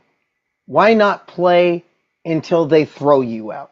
Until they come up to your face and say, Amy, you got to go. Mike, you got to go. Why not do that? There's a lot of reasons. The first one, is that, as I mentioned, was that pride situation, and also because I am ADHD and I have something called rejection sensitivity dysphoria. So I think the pain of actually being told no would hurt more than having to make the decision myself. But there's another side of things as well, which is something I've been thinking about the past few days. It's the position it puts the club and the players in as well. So I know damn well that they'd want to make a stand for me. I know damn well that they'd want to support me. They'd probably do a protest or something like that. I wouldn't want them to be affected in their lives or being forced to make a decision as to whether to stand by me or keep their peace. I don't want anyone in that position. This is my battle. This is my fight. This is my life. They've done the best they can. They've accepted me as one of their own and loved me as part of the team. I don't want any more from them. I don't want to put that on them. If they choose to do so, brilliant. If they choose to stand up for me now, that takes the pressure off them. And also the coach, who has been amazing. I feel he would feel pressurized to try and stand up for me more if I was still there. So it put them in a difficult position. And they could obviously get thrown out of the league if they tried to keep me on the team or whatever. Mind you, knowing our league, I think the other teams would stand by as well, because I've got friends on the other teams. I've got people who follow me on TikTok, who talk to me quite often in the other teams. Whenever we play in matches, they'll come and chat to me. So I think it would put the whole league in a difficult position, because I am literally the only one in our whole league who's trans. When you say that, doesn't that give you pause? Why are they picking on 20 people? There's Exactly. 20 registered transgender women in England's FA. From what we know, there's none in Scotland. We found out there's one, and she's out due to injury. Yeah. Do you ever just say, why? Yeah. What's the driving force behind this? Why? I mean, I know several of these girls myself. I know, I'm just thinking, I know one girl who plays down on the South Coast. I know one lady who's quite well known who plays in goal for several teams, and she's getting on a bit now, and she's still really active. I know a couple of younger ones as well. I think I know 5 in total, and they are the most lovely girls ever. They don't take up space. They don't sort of throw their weight around or anything. They've taken their time to integrate into these teams. They're not standing out there like a sore thumb. They are just getting on with their game and enjoying themselves. And everyone around them, the players. The weirdest thing about this is the pressure has not come from the players or the leagues themselves. It has come from people who would probably never kicked a football in their life, who probably aren't the sportiest people in the world. And they have this thing in their head, this sort of conceived idea of what we are. I mean, you've seen pictures of me on the field next to the players. I'm no taller, no wider, no more aggressive, no stronger really than anyone else. I'm just one of the team. And plus, trying to find a goalkeeper in the women's game is actually quite difficult. So we're quite a rare breed. Do you want to slap J.K. Rowling in the mouth at least once? Do you know, it's a funny subject, because I used to think early transition that I could sit down and talk to her and get her on side. I honestly believed in my head that everybody was savable. And then I've seen the steady decline of a person basically almost living within their own madness. And it is actually terrifying to see, because she is spiraling down. She's got this ball of hatred around her, this ball of negativity that she's living within, and it's sucking the life out of her. And there's a tiny bit of me that feels sorry for whoever the person was that existed before, but it's almost like the humanity has been sucked from her, as if she's like possessed by this thing that is created, and this caricature of this gender critical woman that is. It's sad, really, because she had potential. She's at the very start, she was like, "Oh well, I've got trans friends, but I know trans people, but," and it was like. So once at that point, you can almost kind of get them on side. You can talk to them, explain things, break through the ignorance barrier. But she's allowed herself to spiral down. I think social media, going back to how I said it was poisonous, has actually perpetuated that, because people give her an echo chamber to grow in her hatred. So yeah, it's a testament to the sad state of the world and the sad state of social media, from my mind. So no, I probably wouldn't slap her, but I would definitely want her to spend some time with me and just figure out why. What happened? Where did she go, and where did this monster come from that she's created? What is there anything that could happen that would lead you to change your mind on this? To get back on that pitch? What would it take to get Amelia Snowden back out in that pitch? It's a funny one, because I've retired so many times in my life thinking my career was over. So it wouldn't be the first time that I'd reversed a retirement. But I think I'd want a commitment from the FA that they were not going to just capitulate at the next bit of pressure. If they came out and said, "This is our stance," are they going to fight it to the end? Am I going to get 2 games into the season and it changes again? Am I going to get hurt by their lack of backbone, lack of spine? And I'd want some serious commitment from them that they were not going anywhere, and that they were prepared to fight this and lead the way in inclusivity in sport. I fully understood their readjustment of their guidelines and the fact they're going to bring in assessments now and trying to make it fair for everybody. I get that, and that's brilliant. It's the fact that they wanted to move forward and do something that would at least keeps people happy a little bit in both respects. But my concern now is that they are going to just bow to the pressure because, like I said, I was going to say there's 20 of us, there's 19 now. Is it worth the effort for those people? So I don't hold out of hope, but if they could give me a solid commitment that it wasn't going to change, then maybe, and I would definitely go back to Castle Point. I wouldn't look for a new club or anything. I'd go back to where I know I'm wanted, if that was the case. But I don't hold that hope. When we come back, another state discriminates and pays homage to a real American transphobe. And now Leah Thomas lives in the government's head so much that they want to erase her. And Trans Joy Alert. Big plays, historic plays, and Cal Calamia did it again. An appreciation for a champion who keeps running and writing history. This is Transposition Sports. Stay with us.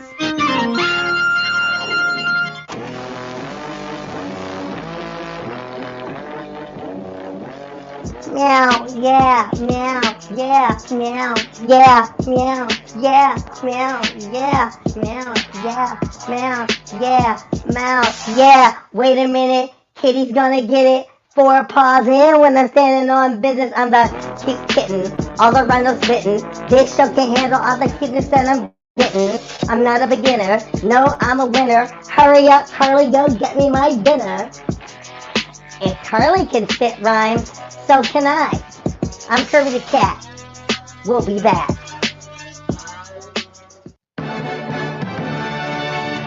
I don't want to be considered a bigot or a transphobe. She tied for 5th place and now she'll cause trouble. Riley Gaines is there. Riley Gaines, a real American transphobe. Riley Gaines is there. It's been 2 years, she's still jealous of Leah, and the trophies both look the same. Showed her transphobic ass for all to see, and Leah Thomas lives in her head rent-free. Riley Gaines, a real American transphobe. Riley Gaines is there. Riley Gaines is the mouthpiece of conservative America's anti-transgender special mission force. Her purpose? Help take rights away from transgender Americans. All because she finished 5th at NCAA's and became a spoil sport loser. She won't shut her mouth, she's a well-paid bigot, and Riley does not care. Riley Gaines, Riley Gaines. This year, I finally get to play tackle football. I get to wear a helmet and all the pads and everything. 2 weeks ago, I got a phone call from the coach. We were drafted like we were pros. My team is the Cardinals. Someday I want to be in the NFL. My dad says, you're maybe the littlest person out here, so you have to be the most aggressive, or the bigger kids will run you over. I can't let that happen. Dad says, if you let them push you around, they'll think you're a girl. My name is Chipper Webb. I'm 10 years old, and I'm not scared of nothing. I'm nervous like a little kid. Am I really doing this? It's 6:30 a.m. in January. It's dark and cold. I'm old. I'm trans. I haven't played full contact football since high school. I met this group at a festival last summer. One of their players said, "You look like you can play a little bit." I thought she was kidding. 2 months later, I'm at Reaper's women's football practice thinking, will they accept me? My name is Carly Webb. I'm 51 years old. I'm excited and I'm scared. If you want the rest of the story, you'll have to get the book. Athlete is Agender. It's an anthology of queer athletes, their stories, their doubts, their fears, their hopes, their dreams. And it was great to work with it. This book drops May 13th, wherever you get your books, bookstore, online, wherever it is. It's a great book, and I highly endorse it. And oh, my story, I enjoyed writing it. It was pretty dope. Athlete is Agender. Buy it. So maybe I'll start a little bit softer.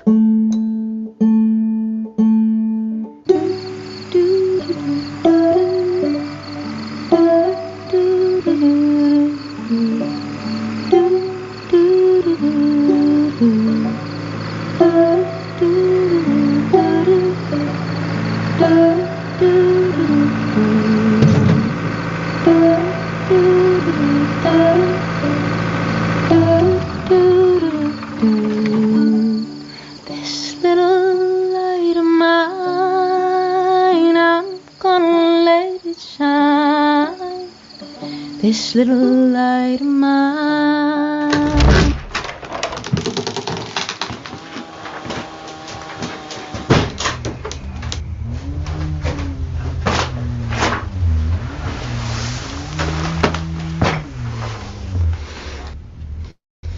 Dad? Before you say anything, I just want to apologize for what I said this morning. I've been doing a lot of thinking. If you want to change your name, if you want to wear a dress. It's a skirt, Dad. Skirt? I don't know the kind of support you need, but let's get you some for all this transgender stuff. Wait. Are you serious? Dad, what is this? Oh, this is me supporting you. This is me saying I love you. This is me not losing you.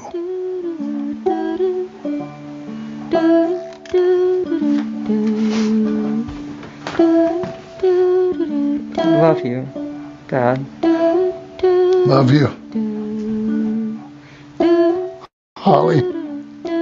This little light of mine, I'm gonna let it shine. Welcome back to Transposition Sports. I'm Carly Chardonnay Webb. The state of Georgia became the second state in 2 months to ban trans girls from high school sports with a bill named after professional transphobe Riley Gaines.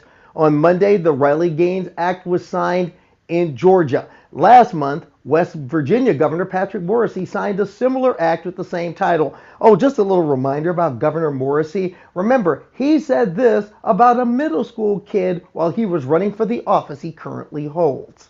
You have people, this came up in Bridgeport recently, that someone is doing a shot put. I praised the little girls who walked off and didn't compete because they have to face a male. You don't want little girls to be facing hulking males in the locker rooms. Hulking males in the locker rooms. Elsewhere, the Trump administration has told the University of Pennsylvania that they have 10 days to erase the accomplishments of a certain collegiate swimmer. The Trump administration announced earlier this week that the Department of Education and the Department of Justice have sent a letter to the University of Pennsylvania saying that all records and awards that were earned by Leah Thomas, 2022 NCAA champion in the 500-yard freestyle, must be erased from the records by all parties, the Ivy League, the school, and the NCAA, or else the University of Pennsylvania will forfeit millions of dollars of federal funds. Carly, commentary on this?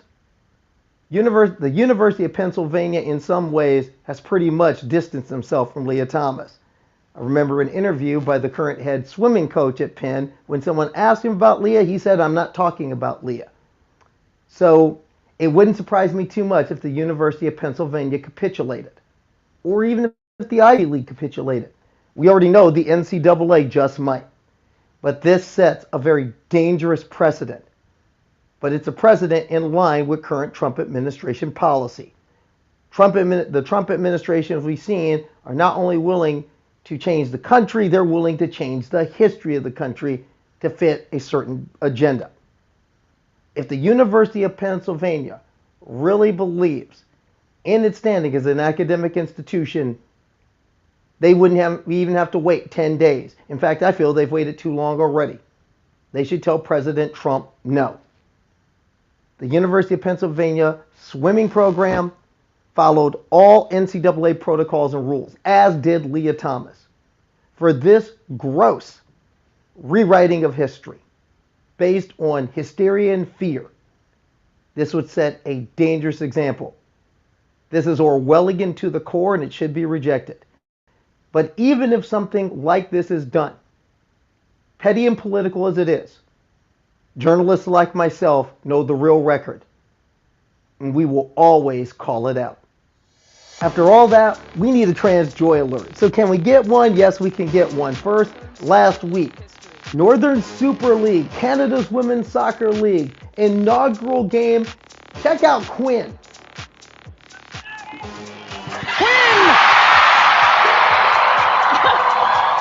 Rise up, Vancouver! Quinn has the first goal in Northern Super League history. Congratulations, Quinn. There's some history right there. Want to give a little bit of flowers to a good friend, Allie Cleveland, linebacker, defensive end of the Maine Mayhem. Last week, season opener in the WFA, New York Knockout, Maine Mayhem. The Knockout clinging to a 7-6 lead. They need to punch this ball away. Instead, it's blocked by the Mayhem, and look who gets the recovery. Allie on the spot. Cleveland, Mayhem win it 12-7. And so how about Cal Calamia for a minute? You know, once upon a time, Calamia was a budding NCAA Division I athlete finding their way. That was 6 years ago. In that time, they found who they are, and along the way, they found their calling through the love of sport and the grind of a distance run. They have a lot of talent, but they decided to use their talent to take responsibility to make their sport better. For the last 6 years or so, Calamia has been pushing to open up running by building non-binary divisions at road races, great and small, alongside other runners for a cause like Jake Fedorowski. The biggest goal for them, the world's 6 major marathons. Get them on board. And they've done it. Beginning with 2022 with the Chicago Marathon. Oh, by the way, they were second that day. Boston and New York also followed suit. In fact, in 2023, they won the New York Marathon. And after that, they told us this.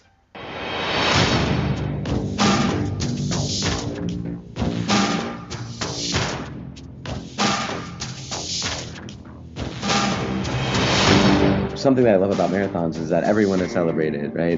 It's commonly understood that doing a marathon is a really difficult thing, and as much as we're fighting for, to different degrees, our right to be in the space, a lot of that does fall away when we're just out there running and doing it together. People don't have the time or the energy or the care to be thinking about who deserves to be there and who doesn't. Cal Calamia, New York City Marathon champion. Wow. And you ought to see the smile on your face when you heard that. What was it like when you came to the finish and whoever it was told you, oh, Cal, by the way, non-binary division, you won it? Right. Oh, just disbelief and pride and joy and relief.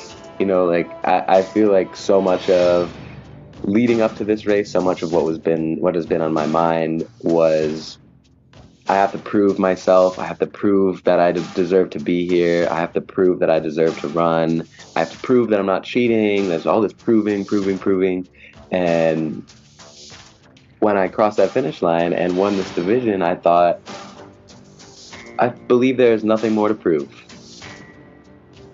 Like, this speaks for itself. As much as people might want to keep trans folks out of sports, want to make sure that trans people aren't running or aren't, having a microphone in this conversation in a sport that is obviously dominated by cis people.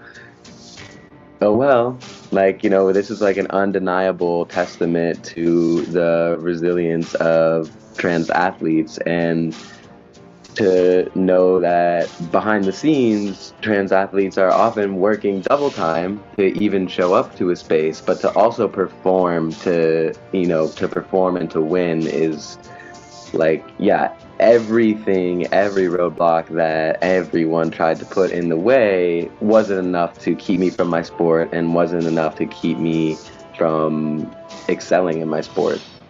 They kept training, but also kept speaking out. As the calendar switched to 2024, Calamia was even more active in the continuing tsunami of legislation against trans people, speaking out against it during the Olympic boxing debacle in Paris. Their voice was highly prominent in speaking out against the nonsense and the noise. And at the same time, they were getting ready for their international assault.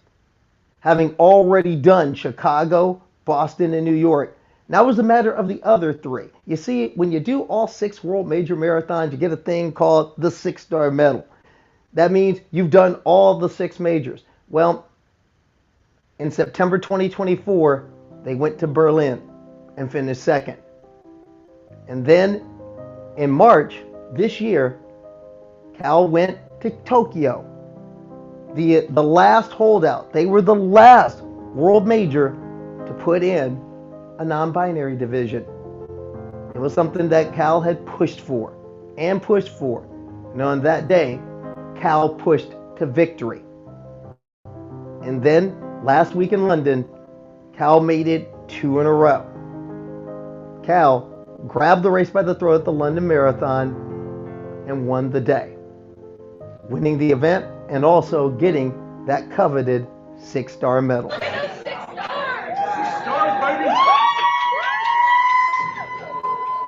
First, non-binary, 6 stars, finisher. Let's go. The beginning was incredible. The energy was fantastic. There were so many people I couldn't even see the start line until I was literally crossing it. And then in the second half, I was flying and feeling good. Let's go, It was so fun. I can honestly say there was no better energy in the world at a marathon besides this one.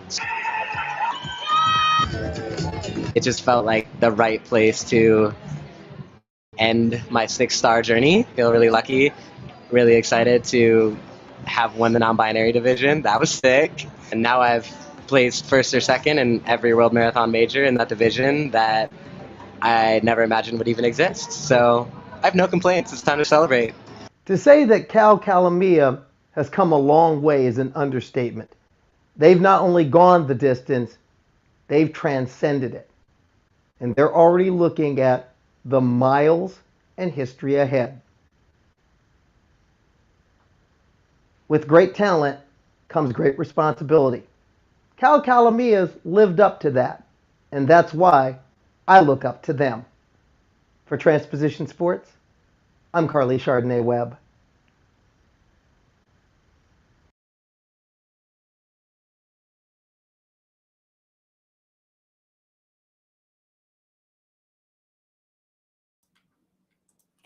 All right.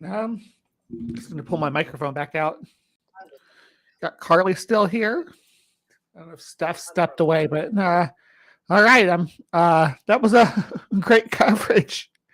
Love. Really appreciate all these interviews you're able to get. I have so much trouble getting interviews. Such a hassle. Well, I know of one we got to get next week for certain. In fact, it's one I think the whole show needs to be out front. And in fact, that person is in our chat house tonight. Doc Erica Smith. Yeah. Remember I would like to have year Erica on. we did the mini documentary Annoyingly Positive last summer. Well, Erica has the ins and outs on the fake US version of the cast report. I mean, Erica could literally dissect it, cut its heart out, and tell you how bad it is. The RFK report. The RFK report, the RFK cast report, and we want Erica on the show next week. Real fucking kooky RFK. There you go. We already know this, but Erica Smith can break it on down as to why this thing is that bad. So if you two want her, she's here. She wants to do it. I say next week we do it. Sure, let's do it. Erica, you game? Erica says, I read all 400 pages, and I haven't read. Yes, she does have a master's degree in medical ethics.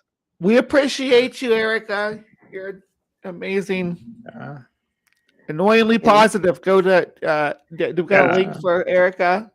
In fact, we will rerun Annoyingly Positive next week. We will rerun it. Yeah. Erica also mentioned in the side chat that it would be really great to have a medical professional, or somebody with medical knowledge, run down what you need to bring to a protest, as you did. That was a great segment, Bree. I thought that was it was an excellent. Because you know what, Because you know what? We are coming. We are there. We're there. It's I don't want anybody to end up in jail if they can avoid it. yeah, Or exactly. just And saying the and- wrong but- thing at the wrong time, or bringing the wrong thing with them. Because, I made a mistake of I brought my pepper spray with me to the carnival the other night, and security made me throw it away. Hey, Puggles is asking in the side chat, how do we subscribe to get notifications? Well, I tell you what, you go and look at the channel, and right down below our stuff, right down below what you're looking at here, you will see a little bell, and it that says subscribe, and you click that little bell, and then if you really want to help out, you can yeah, there you go, Bree's showing you, and if you really want to help out, you can click on the bell and you'll get notifications. Yeah. Do my nails. That was gross. Sorry. Rochelle, Colossi will tell you all that. So, well, yeah, well, you show off, you. I mean, hey. Hit the bell. Hit the bell. All right. Bang the chimes. Bang those chimes. Ring them bells. It's like let's an old wonderful Liza Minnelli tune. If you haven't heard it, I recommend it highly. Yeah. All right. Final thoughts. Oh, let's all get real about this, but it's easy for me to say that now that I feel like I'm a little bit more on easy street, but a sense of humor and a sense of history. But the sense of history is very important. We are in a fight for our lives. And we're in a fight for our democracy. We're in a fight for everyone's lives. Not just ours, everyone's. Anybody who's watching this show and thinks that it's it's only them that are going to get affected by this, you're wrong. You're wrong. If you the thing about a social species is that when there's an election to eliminate a whole category of people, it never works out well. So think about it. Well, then, just to tack on to that, as I mentioned earlier in the show, I live in a border city, so this will be my first Cinco de Mayo down here. They're all getting their flags and stuff out. It's really cute. Oh yeah, there's that too. Yeah. Yeah. So, but there are people being targeted in this country and in this area specifically, and I just want to stand in solidarity with them. So this weekend I might go do some things. I don't know. We'll see what happens. Hey Bree, will you stick around? Will you stick around for a shot of tequila with me after the show? Yeah, I have tequila right here. So awesome. There we go. All right, we're on. Friend of hey, mine. Carly, you got any tequila? I don't. I just have Riesling. Okay. But I'm going to hydrate, have a snack, and go to bed because we have got a rough game this weekend. Oh yeah. Yeah. I make you drink if you got a game this weekend. Yeah, we got a game. Make you drink. There you go. Who are you playing? Where's the game? Game's going to be in Troy, New York. We are taking on the New York Knockout. The Knockout had a rough start to their season, losing in the final minute on a block punt recovered by friend of the show, Allie Cleveland, for the Maine Mayhem. Mayhem won 12-7. Oh my goodness. Yay, go Maine. Dirigo. Let's go. Let's make it happen. Go Dirigo, but just not on June 14th. That's when the Connecticut Ambush play Maine. Okay. But Maine's playing in your house, right? Yes, Maine's going to come down here. Yeah. The game will be June 14th. Looking forward to it. All right. Maybe I'll make it. Maybe I can make should that tailgate. game. Yeah. Why not? Yeah, Come I on should. down. Yeah, come on. I'll bring the lobster.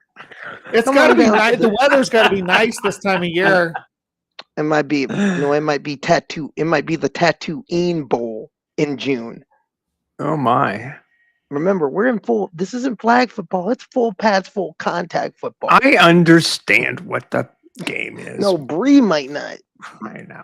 It gets Texas hot up here I during don't- during the summer. It does. I It don't does. understand It's fucking sports at all, ugly. but I didn't try to play football when I was little. But we're looking forward to the next installment of the Durago Nutmeg War. I will between the say Mayhem and the Amber.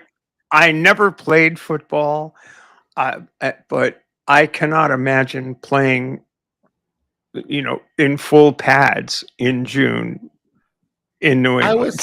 I was so skinny. It just doesn't seem real. I was so skinny that none of the pads and none of the stuff ever fit me right, and I was always like pulling my pants up and shuffling around those big shoulder pads that were like 9 times too big for me. I looked ridiculous. If you watched earlier in the show, you saw me as a little kid playing this game. Mm-hmm. Yeah. Because that actually, and I do want to take a minute to. All right, I do. Here we go. Let's make this. Oh my goodness! I do want to plug the book. Yeah, I do want to plug the book at all. Every opportunity. Yeah. I'm glad we brought it full circle back to the book. Actually. No, Athlete is a Gender. This was a project that has been that Catherine Locke and Nicole Mellenby, two authors of excellent queer literature, have been working on since for 3 years. And I was approached late in 20 because of my work with Outsports, and they said, "Hey, would you like to help us on this book?" And I was like, "Sure.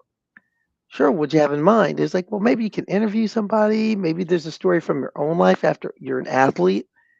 And that's when the idea started going about doing a story about being 10 years old and playing on my first team. And then having that come full circle 40 years later, playing on my first team as my authentic self. And kind of it's almost the story in a sense is a conversation between these two. Me and my younger self meeting and swapping the story. And in addition, there's a whole bunch of great stuff in here.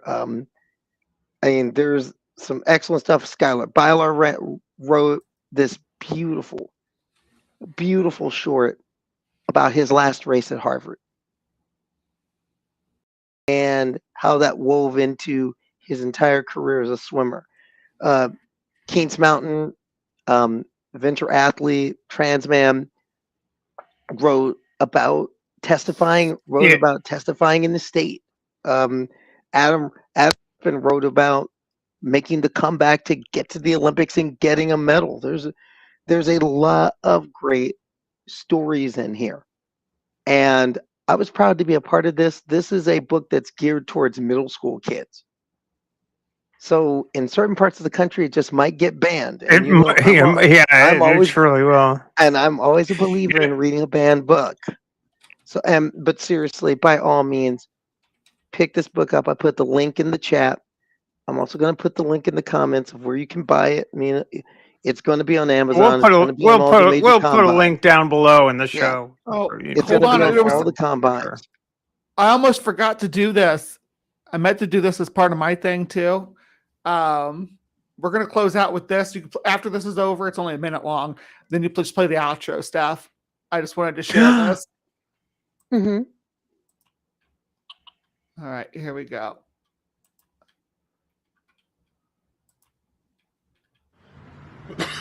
Mark and Craig, Hot Brothers at Law. We've been warning people, if you are working for an unlicensed dispensary, an illegal dispensary, and it gets raided, you need to shut the fuck up.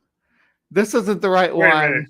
What are you doing? Wait a second. Just to shut the fuck up, guys. Shut the fuck up Fridays. But they talk about like protests too. This isn't the right one. This is about dispensaries, but They did one of these videos every Friday for like for This is live production, folks. Yeah, we welcome I grabbed the wrong we one. welcome They have your comments. They have a whole list of them. Mark and Craig, Pop Brothers at Law. It's Shut the Fuck Up Friday, and we are here with Michael Rappaport, and we are going to review that script for you. Mm-hmm. Big brother, what do you say when the cops first pull you over? Why'd you pull me over? And when they start asking questions? I'm not discussing my day or night, sir. And if they keep asking questions? Politely say, am I being detained or am I free to go? And if detained, what do you say? Sir, I invoke the fifth. And then Michael Rappaport, what do you do? Shut the fuck up. Simple, 25 words, politely, respectfully. Don't Review talk it not to only on cops. Shut the Fuck Up Friday, but every day. And don't forget to shut the fuck up. What are we supposed to do? Shut the fuck up. And then when the cops ask more questions? You shut the fuck up. What if they put the cuffs on you? Shut the fuck up. What if You they- don't say a fucking word. You know what you do? You shut the fuck up. And they take you to the station? You shut the fuck up. And then they try to let you go. shut your fucking big fucking mouth. You shut the fuck up. And that's the tip of the... Yeah. All right. Well, rather I than just wanna- rather than shutting the fuck up, we want to tell everybody who's been watching this, please don't shut the fuck up. Talk to us. Come over and join us over in over in the Discord. Let us know how we're doing, and you know, we won't shut the fuck up either, because if we wanted to shut the fuck up, we wouldn't be here. We're here because we're loud. Yeah. Yeah, we are. All right, I'm right, going to hit good the night, button. Good night, everyone. We love you. Come back next week and tell your friends. Bye. Bye.